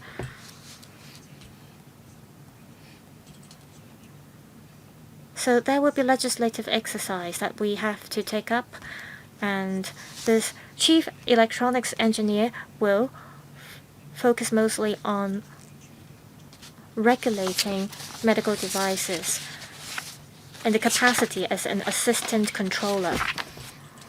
Yes, Dr. Chu. For drugs, we ask pharmacists to help evaluate and assess new drugs.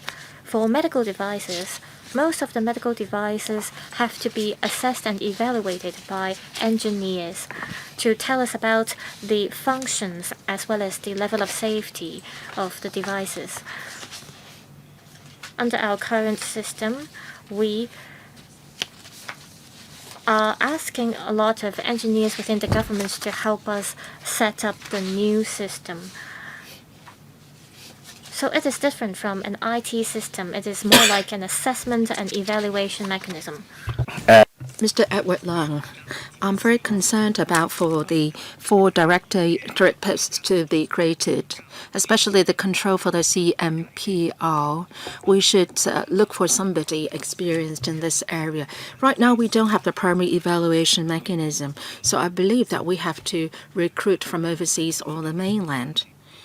Now, the controller is pitched at D4. Do you think this salary level would enable us to recruit the right person from the mainland or overseas? What is the mid-range salary for this post? Secretary? Can we ask the Deputy Secretary to take up the question, please? Mr. Hui, thank you. For the proposed post, we have taken on board the concern expressed by members. We might not be able to fill all the full posts by local recruitment. In the design for the CMPR, we stress that the professionalism of the CMPR should align with that of overseas authorities.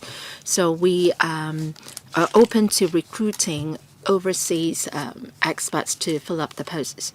For the 4 posts proposed, especially the controller posts, we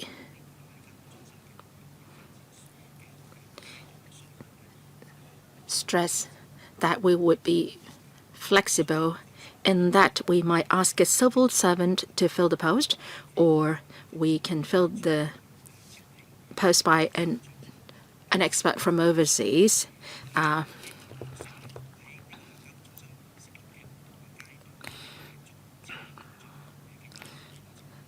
The focus of the CMPR may differ over time, so we should be very flexible in our approach. As for the salary level, whether it is attractive enough. For the D4 post,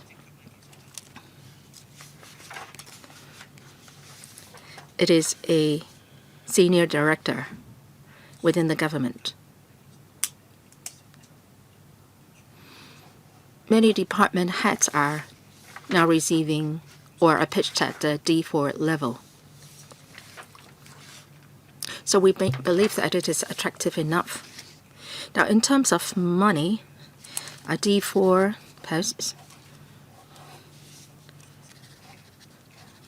the average salary going by this year's figure is $4.48 million in annual salary. That's for the entire package.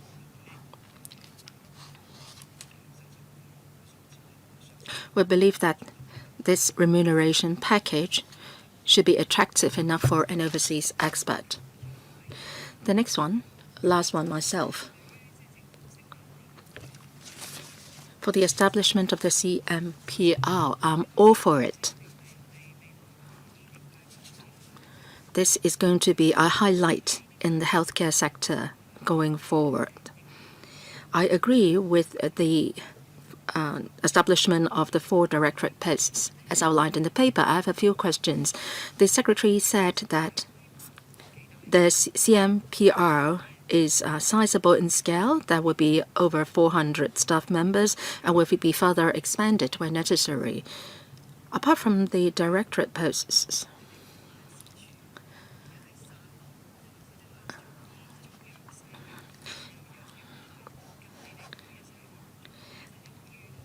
have you reserved a location? Because you're talking about people from various offices. Will it still be in Wan Chai, or will you be considering situating it in a hospital that is going to be redeveloped, say the Queen Elizabeth Hospital? A lot of professionals will be working there, and the center will also be expanded. But you are silent on the location of the center here in your paper. And then 5 new drugs have been registered under the 1+ mechanism, and they are now available in Hong Kong. Would you be speeding up things? the Secretary stressed the need for us to have drugs which are of good quality, efficacy, and safety. And many cancer patients are going to the mainland to seek such good quality drugs. You are talking about 5 new drugs in 1 year. Have you made any estimation on the number of drugs that can be registered in the next year? Will there be more so that you can help the patients? A lot of money has been saved, as mentioned by the Secretary. On the location of the CMPR, I thank the Chair for showing great concern. This is very important. The Preparatory Office for CMPR is now located in Voucher Center in Wan Chai.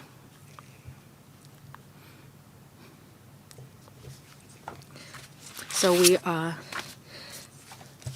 going by what we have now. We can't wait any longer. So given the existing resources, we try to do the best we can. Pending the identification of a new site, we are using Wuzheng Center for our preparatory office, and they are taking forward the preparatory work. For FDA in the US and the NMPA in our country, the CMPR should ideally be situated in a stand-alone building because a complicated evaluation process for drugs and medical devices have to be undertaken, and procedures have to be kept confidential as well. So we need large space. So we're identifying the right location in our long-term planning, and that takes time. We will not wait. Anyway, we would do whatever we can under our existing resources. As to the number of drugs, as you mentioned,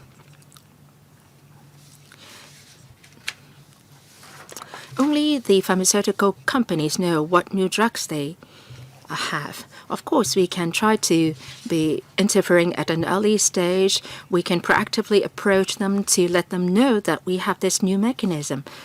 But it is really for the pharmaceutical companies to present enough data to get their drugs registered. Our DH staff will proactively approach them to talk about or explain the procedures. And after all, it will be the pharmaceutical companies which will present the data. We can't set a target, say we must have 10 or 5 drugs registered next year. But of course, our target is our patients will benefit more if more drugs can be registered in Hong Kong. Can you consider the site for the redevelopment of the Queen Elizabeth Hospital for building the CMPR? We don't need a space as large as the redevelopment site of QEH. We would try to make the best use of whatever sites we have. Is there any further question on this agenda item?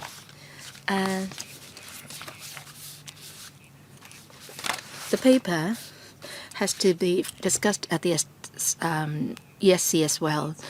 From what I heard, so all members have spoken in support of the creation of these 4 directorate posts. No member has expressed a reservation. If there is no further view, our panel will support the forwarding of the proposal for consideration by the ESC. Thank you.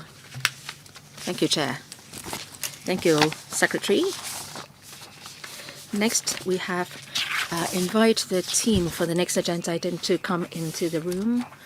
The next item is latest progress on implementing the regulatory regime under the Private Healthcare Facilities Ordinance Cap 3633. The administration will take us through a PowerPoint presentation.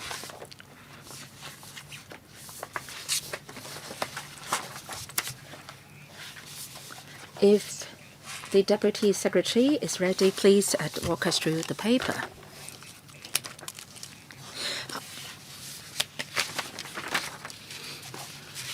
So please wait till you have finished listening to the presentation before you press the button. Thank you.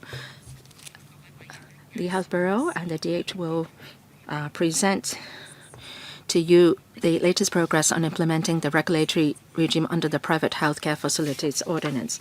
The government has been protecting patients' rights through different ordinances.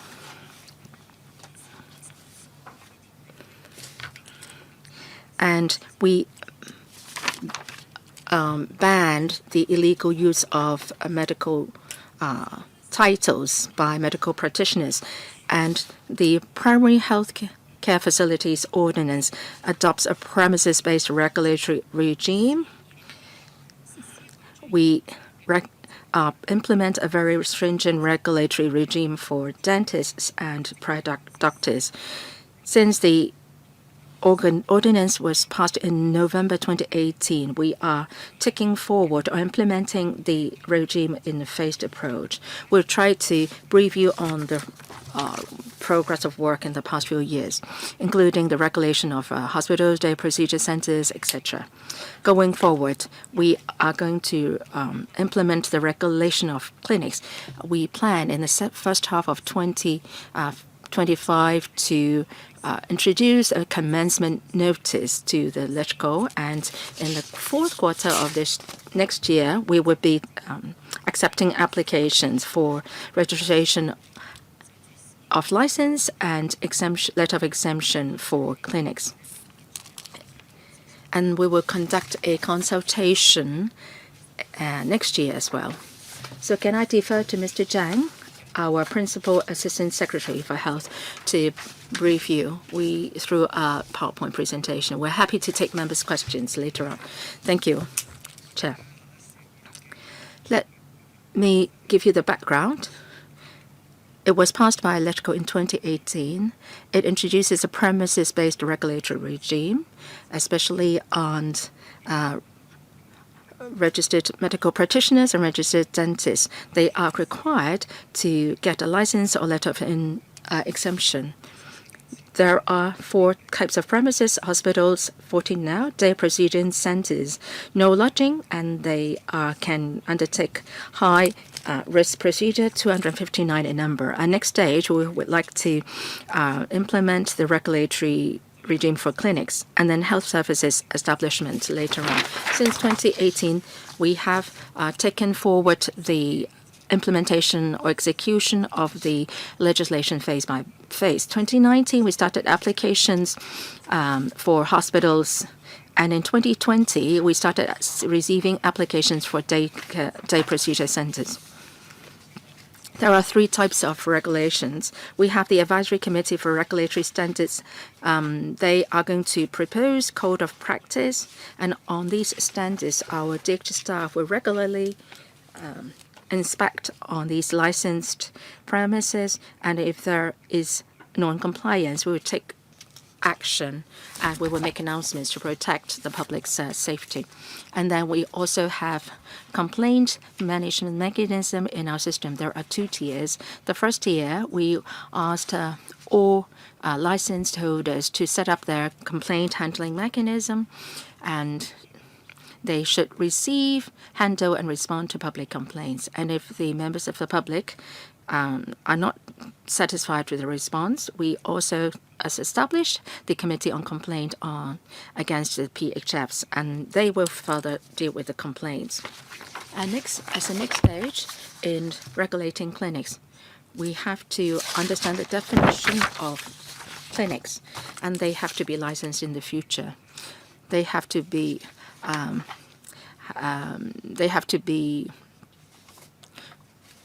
stationed by a medical practitioners or registered dentist, practice without lodging, and they can only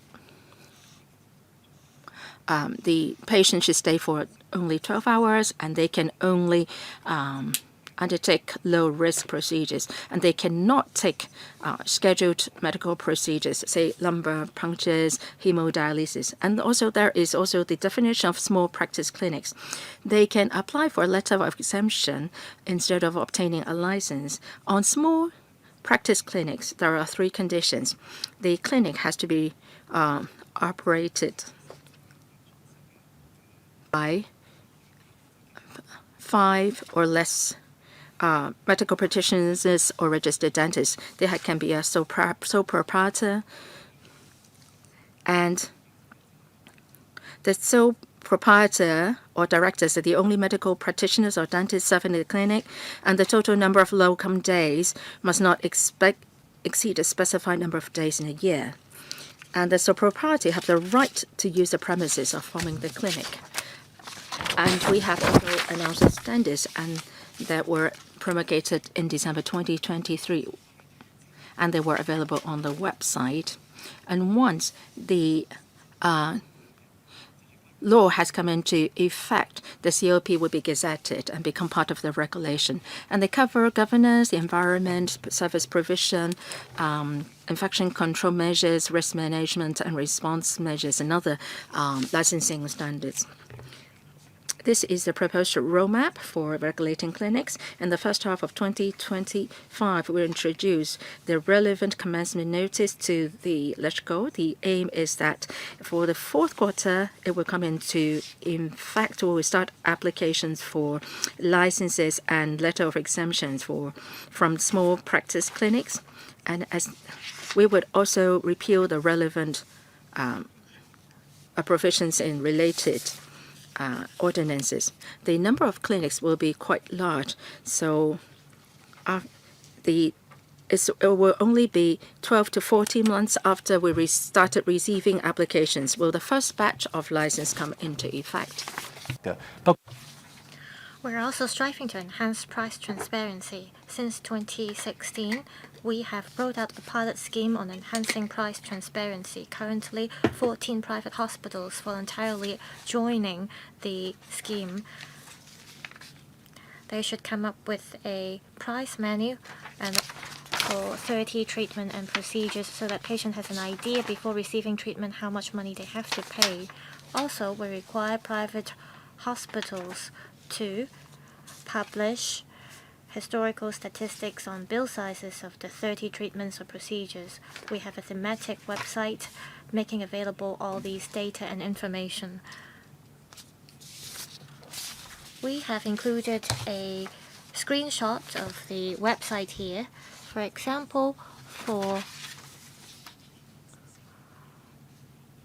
colonoscopy, you can go to the website to see the prices of such a treatment of different hospitals. It includes the number of inpatient admissions and the average number of stays in the patient in this table. We include the 50th and the 90th percentile of each treatment or procedure so that patients can come up with an estimate of how much they have to pay if they're going to receive such a treatment in the hospital they prefer.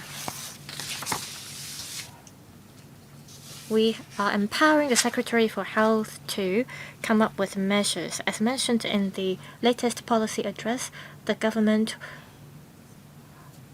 wants to ensure the quality and benefits of healthcare services. So we will develop quality indicators for private and public healthcare systems, and we will consult the healthcare sector next year. That's all from me. Thank you. Members who would like to put questions, please press the button. Dr. Chen Wing-Kwong, Ms. Connie Lam, Mr. Bill Tang, Mr. Chen Pui-Leung, Mr. Tommy Cheung, and Dr. David Lam. Dr. Chen Wing-Kwong, 4 minutes. Questions and answers inclusive. Thank you, Madam Chair. I see that the government has done a lot of work in regulating healthcare institutions. As mentioned in my oral question, there are lots of premises that claim that they can provide bone treatment or bone setting treatments. I've got a lot of complaints, and some members of the sector have referred cases to me as well. For private healthcare facilities providing illegal services, they do not have licenses to provide these treatments. There are people from these facilities providing bone setting treatments, and it is hard for us to hold these people accountable. The government should combat those that provide illegal healthcare services. Will the government work with the law enforcement actions to combat these premises and regulate misrepresentations or relevant advertisements to protect people's safety? Thank you. Deputy Secretary. Thank you, Madam Chair, and thank you, Member, for the question. As mentioned in our reply to the oral question, currently, the Department of Health as well as the law enforcement agencies have been actively following up on the cases we have received. For some cases,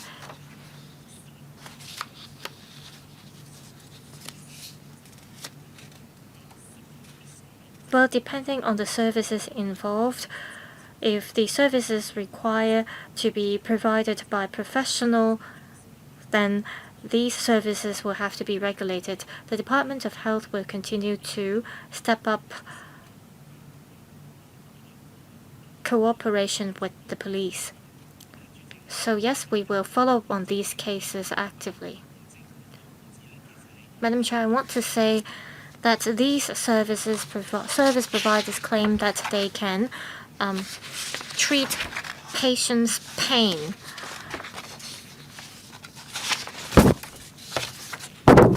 In the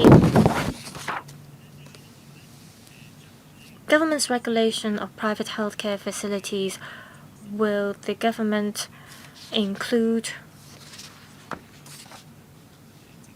certain provisions in the ordinance to ensure that these service providers will not mislead the public by including certain words or terms in their advertisements?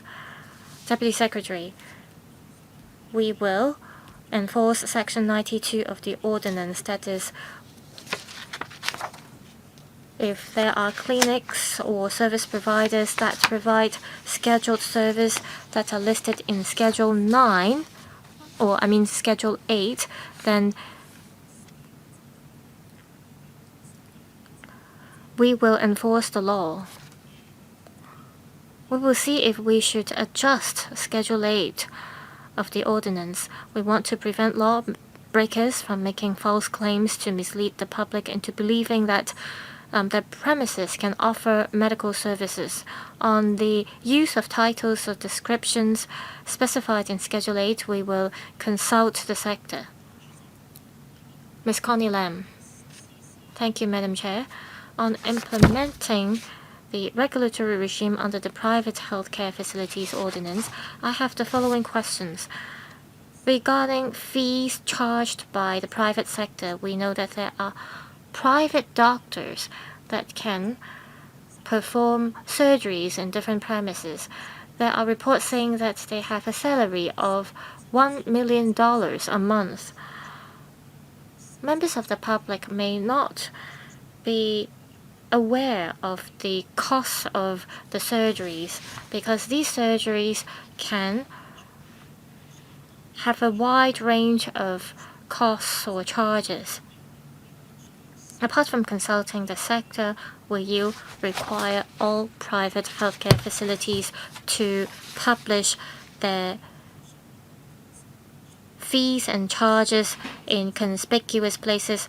And also, how can you ensure that the patient will have an idea of how much they have to pay before they consult the private hospitals?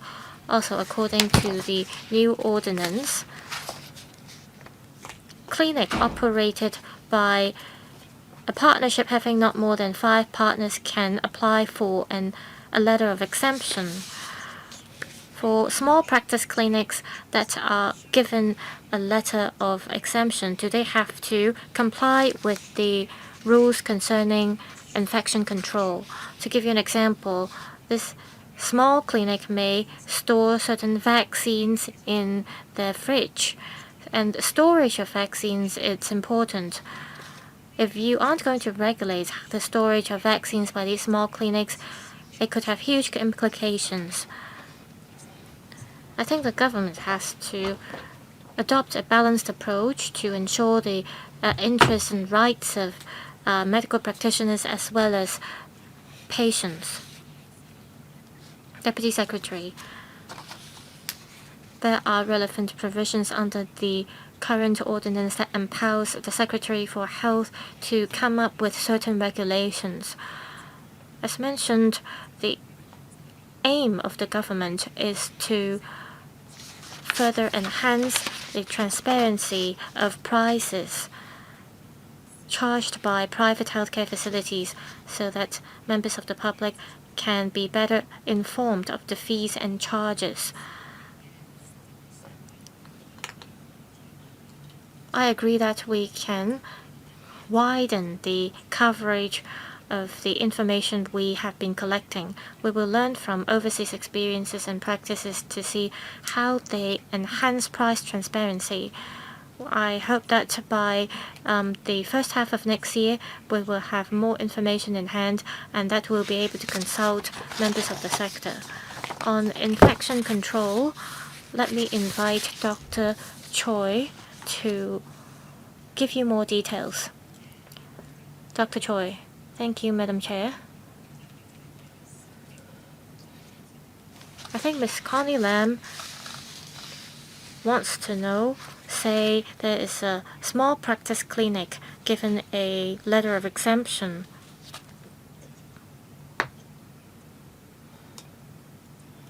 And infection control is one thing that practitioners have to keep in mind under the code of practice. So without having to get a license for a clinic with a letter of exemption, how can we ensure the clinic is complying with the code of practice in terms of infection control? Well, we look at the design to determine whether a clinic is a small practice clinic. Also, a small practice clinic can only be operated by registered medical practitioners or registered dentists. And only these registered medical practitioners and dentists can practice in a small practice clinic. Registered medical practitioners and dentists are regulated by the respective ordinances. Say a patient contracts a disease because of inadequate medical procedure, then the registered medical practitioner concerned may have to undergo certain disciplinary procedure or proceedings under the Medical Council of Hong Kong. So these medical practitioners and dentists are regulated by the relevant professional organizations. Say the sole proprietor of a small clinic may not be a registered doctor or dentist, then this will fall under the realm of the Private Healthcare Facilities Ordinance. If the practitioner concerned is not regulated by the relevant professional organizations or associations, then we will, pursuant to the Private Healthcare Facilities Ordinance, take actions. This meeting is supposed to end at 12:15. I now extend the meeting till 12:30. Mr. Bill Tang. Madam Chair, I'm a member of the Governing Council of the CUHK and I'm appointed to sit in the Board of Directors of the CUHK Hospital. The CUHK Hospital is a self-financing public hospital.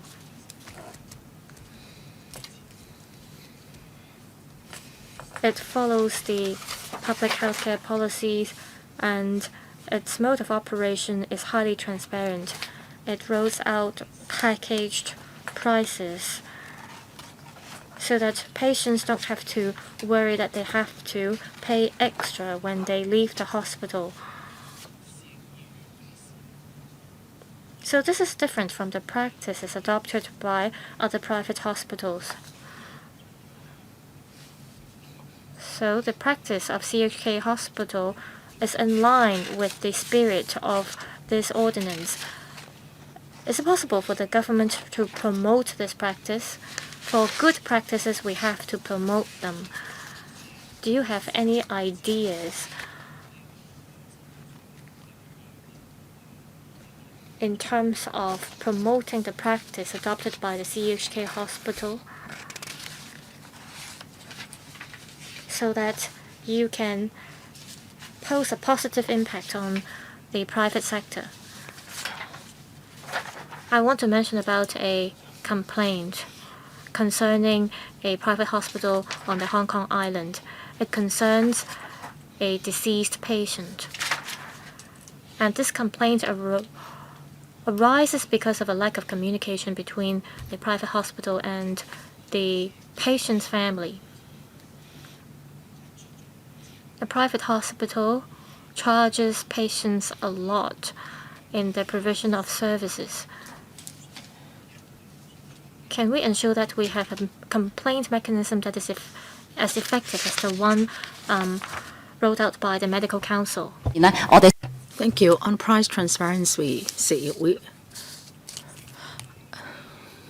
encourage private hospitals to enhance the transparency in their prices. Like what the member said, we are working together with the Gleneagles Hospital, this CUHK Hospital, to sign a service agreement to implement package charges for new private hospitals which are going under redevelopment. We plan to adopt the same approach. We note that the private hospitals will affect each other, and in recent years, many private hospitals have taken the initiative to offer package charges to respond to market demands. In granting land for building of new private hospitals, in the land leases, we will also require the relevant parties to meet certain requirements, providing a certain portion of their services and packaged charges, and redeveloping old hospitals and in land lease modifications. We would also ask the relevant parties to provide such packaged charges. Just on the complaint mechanism,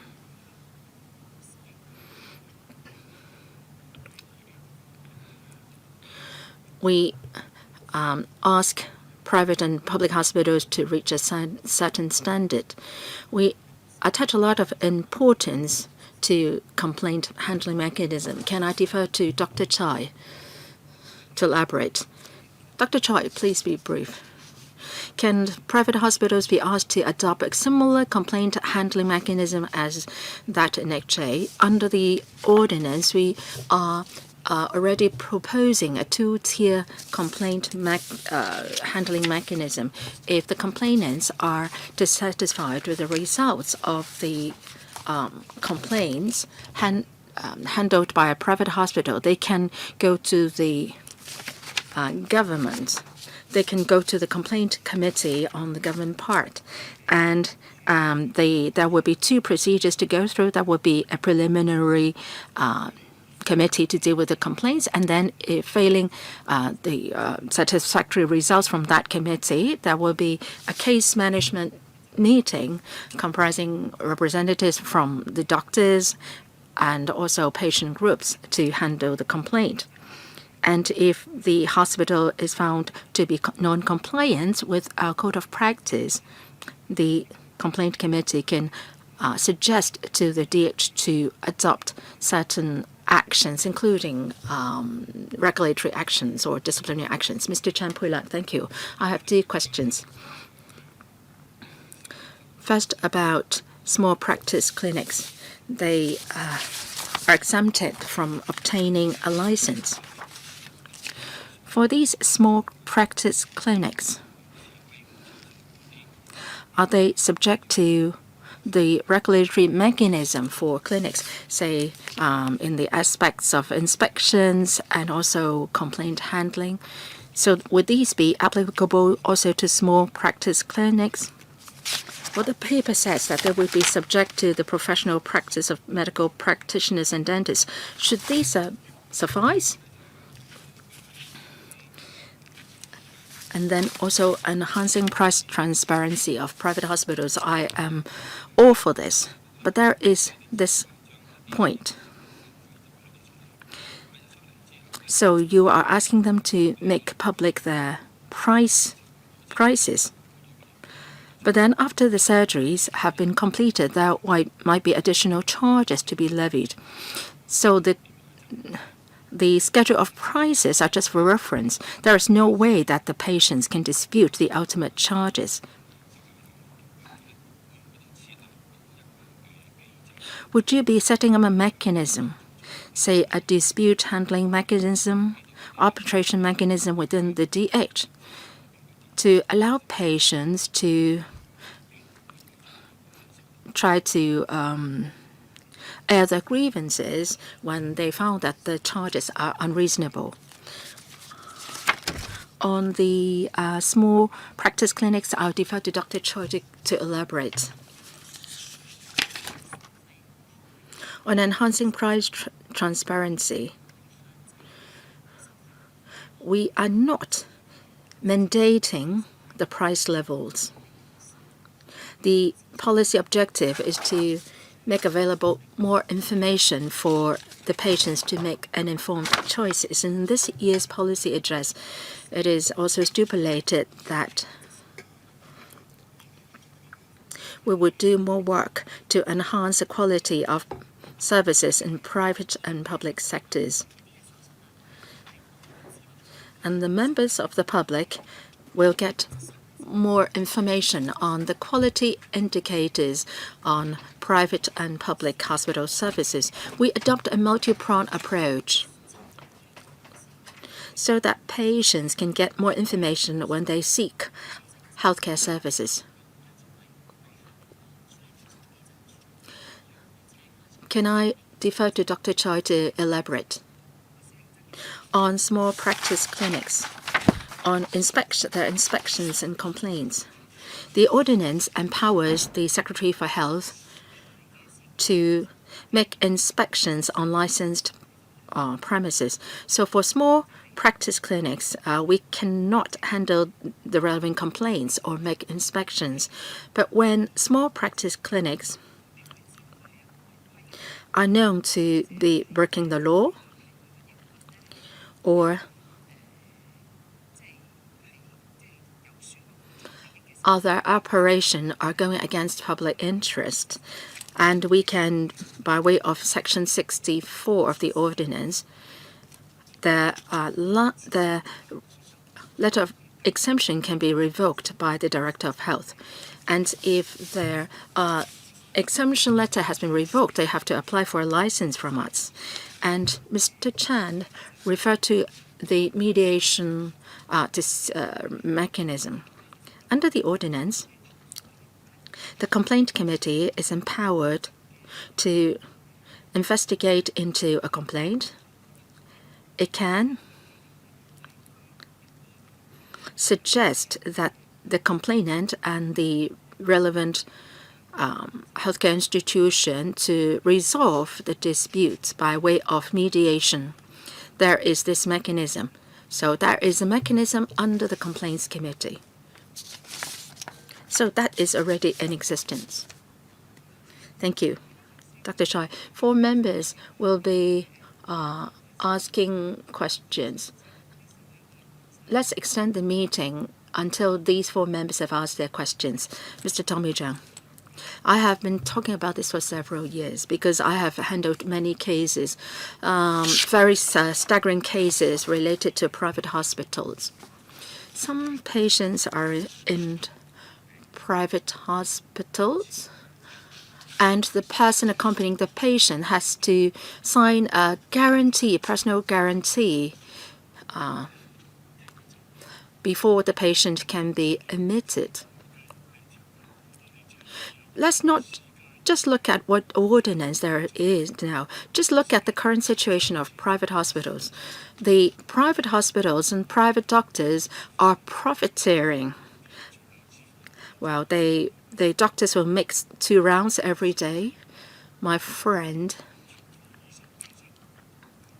is working in a private hospital, or my friend is a patient, and the 4 specialists attending to his case make 2 rounds every day. The ward rounds cost $400,000 to $500,000. What have these doctors done to the patient?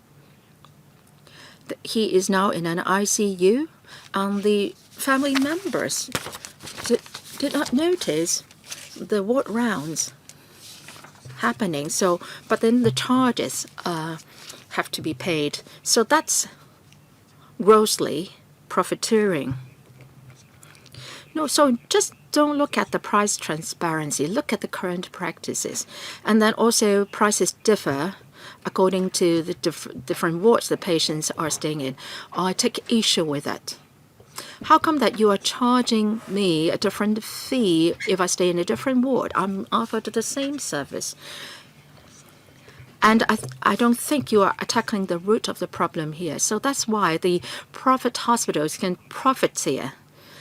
And then every private hospital claims it is non-profit making.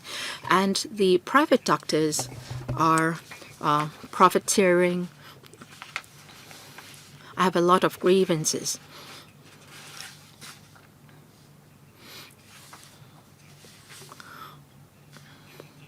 If I am willing to sign the guarantee, I am willing to show the cost. Well, and then I refuse to pay in ultimately.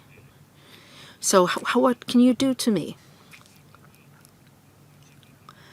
And for the person who signs the guarantee, he is quite innocent. So for the entire system, you should look at the current practices, how patients are being mistreated in the hospitals. You are not doing them any justice. Why are we so concerned?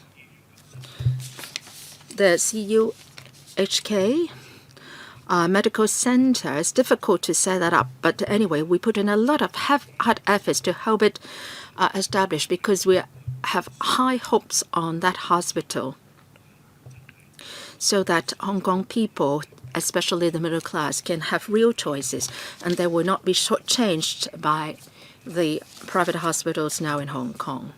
For anyone who has been staying in the private hospital, the scenario that I mentioned is happening every day. So we should do justice to the patients who are staying in private hospitals. Any response? Thank you, Mr. Tommy Zhang, for your question. We heard your views.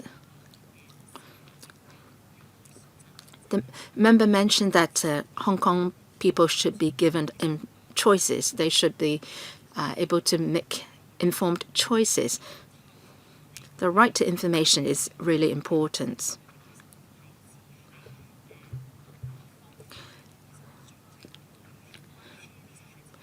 In our current review, we are also looking at the items in the table of prices. We should be looking at the arrangements for the prices and so on.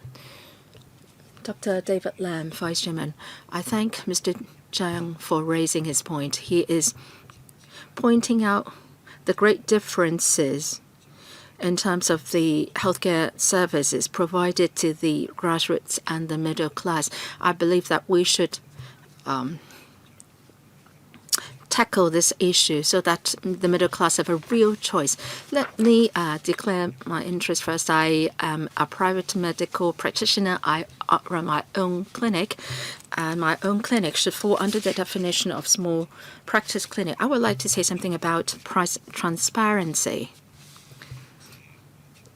I know that you haven't come up with anything concrete in relation to how to draft the relevant provisions. Now, in the clinic, after a doctor has seen the patient, the first item is the fee relating to the consultation, and then also the price for the drugs.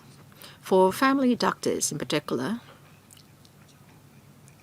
while the consultation fee will be lumped together with the drugs fees, that's more convenient. Say the consultation fee is $300, and maybe if one item of the drug is 37, the other 38. So I would just make it, standardize it to be $380. It's much more convenient. But if doctor prescribes a 2-week course of expensive, say, stomach drugs, and I will increase the fees. Well, we would tell the patient that, well, your particular drug will be more expensive, and we will ask them whether they would like it or not. But if we do that, then the patient will find it very strange. So we have to be mindful about the actual operation if we want to design a good system. And then maybe the case or the disease is quite complicated. The doctor has to be talking to the patient for half an hour, and the patient may suffer from 4 or 5 diseases. But, well, maybe the doctor would not be limiting the time in talking to the patient. That's not good. And then we will lose trust with the patient if we do that. We don't want to do that. So if the consultation time is a bit longer, the consultation fee will get higher. So that happens also. So you have to be mindful about that when you are talking about enhancing price transparency. And also there will be examination, lab tests, procedures, etc. So we have to be given an account of those procedures as well. And then other fees are charged on, say, medical reports and so on and so forth. I'm not talking about leave forms and so on. I'm talking about medical reports. We can take reference from the fees charged by hospital authority. I don't think anyone will take issue with that. The other question is about Section 92 of the ordinance. You said that the ordinance can cover a certain area. You mentioned about the Schedule 8. There are certain titles and descriptions specified in Schedule 8. Currently, the term or the word pain is not listed in the schedule. Pain is one of the most common symptoms suffered by patients, because pain shows that there are certain underlying medical conditions. If you do not seek help from professional, instead you seek help from other types of service providers, then it could be problematic.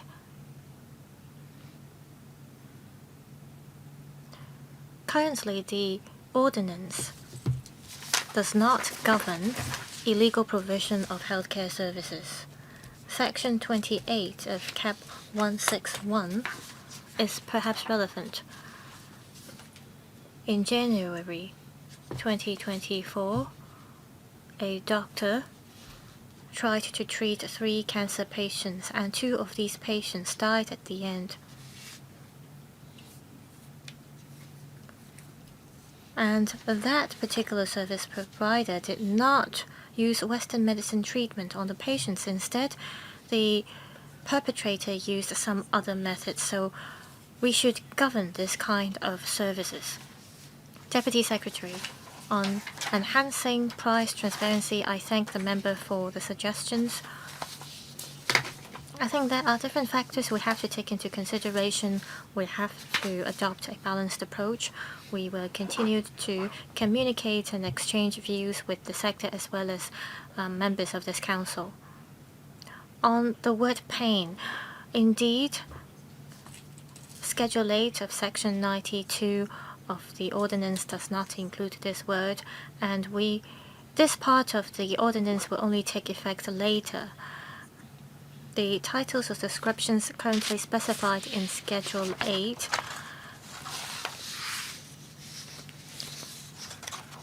were specified after certain discussions we had when we scrutinized the bill. These words or descriptions cover most of the expressions that are of people's concern. As we carry out the review, we will see whether we need to update Schedule 8. We will again consult the sector on this. Ms. Judy Chen. Thank you, Madam Chair. Dr. David Lam mentioned about some loopholes.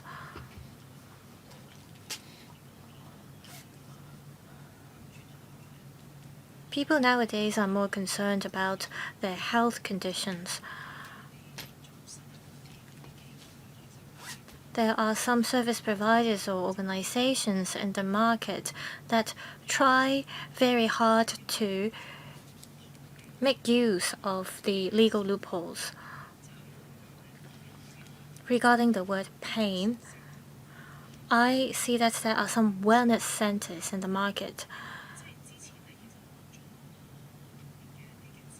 These so-called wellness centers did not provide lots of treatment services. However, now a lot of them claim that they offer treatments designed by a team of healthcare professionals, including venous treatment. And some nutritious liquid or nutrition is injected through intravenous therapy. So this particular advertisement tells you about the benefits of intravenous treatment. It helps enhance the functions of your brain. It injects energy into your body. It helps with your metabolism. It helps your cells grow, and it's good for your mental health. It sounds like it is a treatment for all kinds of conditions. So if you sign up for this treatment, you'll be brought to a room with a very good view, and then you will receive the intravenous therapy. And this kind of terms included in the advertisement are not covered by your Schedule 8. How can we regulate this kind of treatment in the future? You mentioned that you don't have a lot of power to regulate small practice clinics. And this kind of wellness centers do not fall under the scope of small practice clinics. However, these wellness centers are very popular. They often are situated in prime locations like Central, and they attract a lot of foreign customers.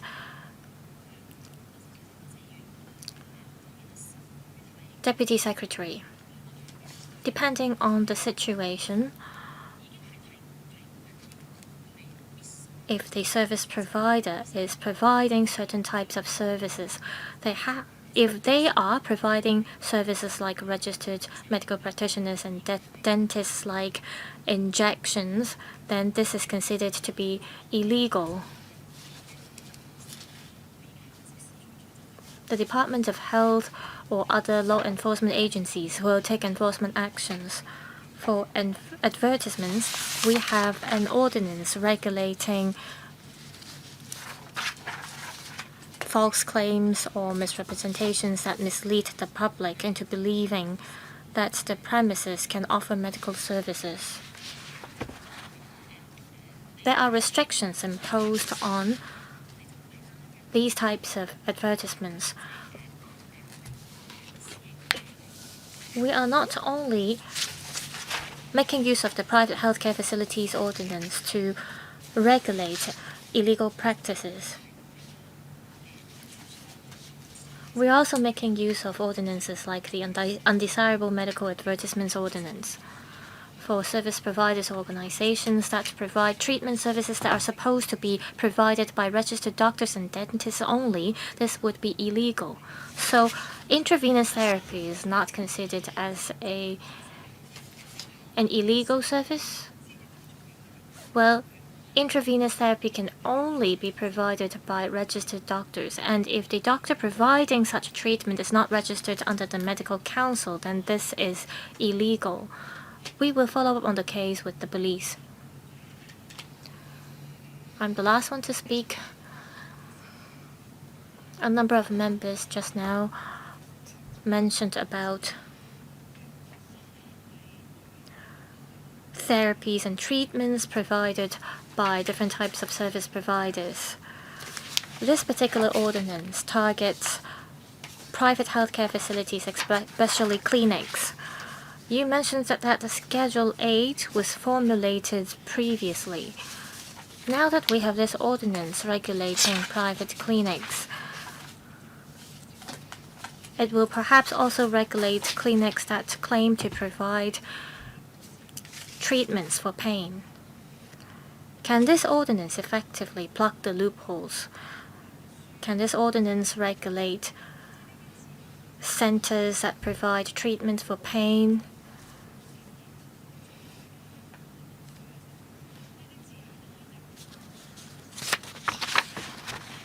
Should Schedule 8 cover all the descriptions that make people think of medical treatment? Well, you are telling us that you're going to consult the sector. Well, we have Chinese medicine practitioner here. We also have Western medicine practitioner here sitting in this panel. We are seeing an obvious gray area here that allows people to exploit the loopholes. So my question is, can this ordinance effectively plug the loopholes? And also about Schedule 8, can this Schedule 8 keep up with the trend about new terms that we see in different types of medical advertisement? Deputy Secretary, after the Schedule 8 takes into effect, it can be amended through subsidiary legislations. I see that members as well as the sector want us to move with times and include more updated descriptions and terms in Schedule 8. We will have to wait until the provisions regulating small practice clinics to take into effect to update Schedule 8. Does that mean this particular ordinance can plug the existing loopholes? Can you tell us directly? Members mentioned about treatment centers that claim to offer treatments for pain. Protecting people's health and safety is our top priority. We do see gray areas. When we carry out the review, we will be prudent and we hope that we can further protect people's safety.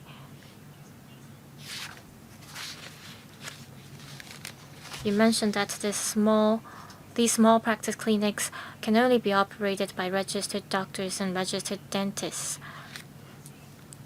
Well, we also have Chinese medicine practitioners. What about you have a Chinese medicine practitioner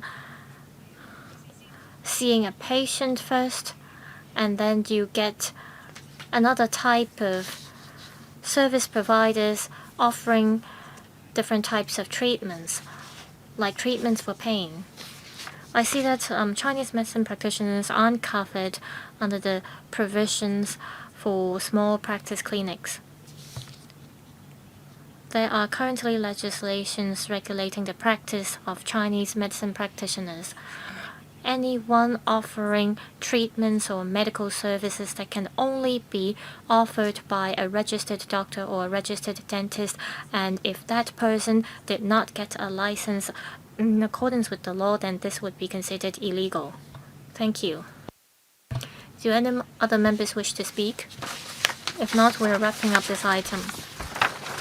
Last item of the day, any other business? Nothing under AOB. Meeting adjourned. Thank you.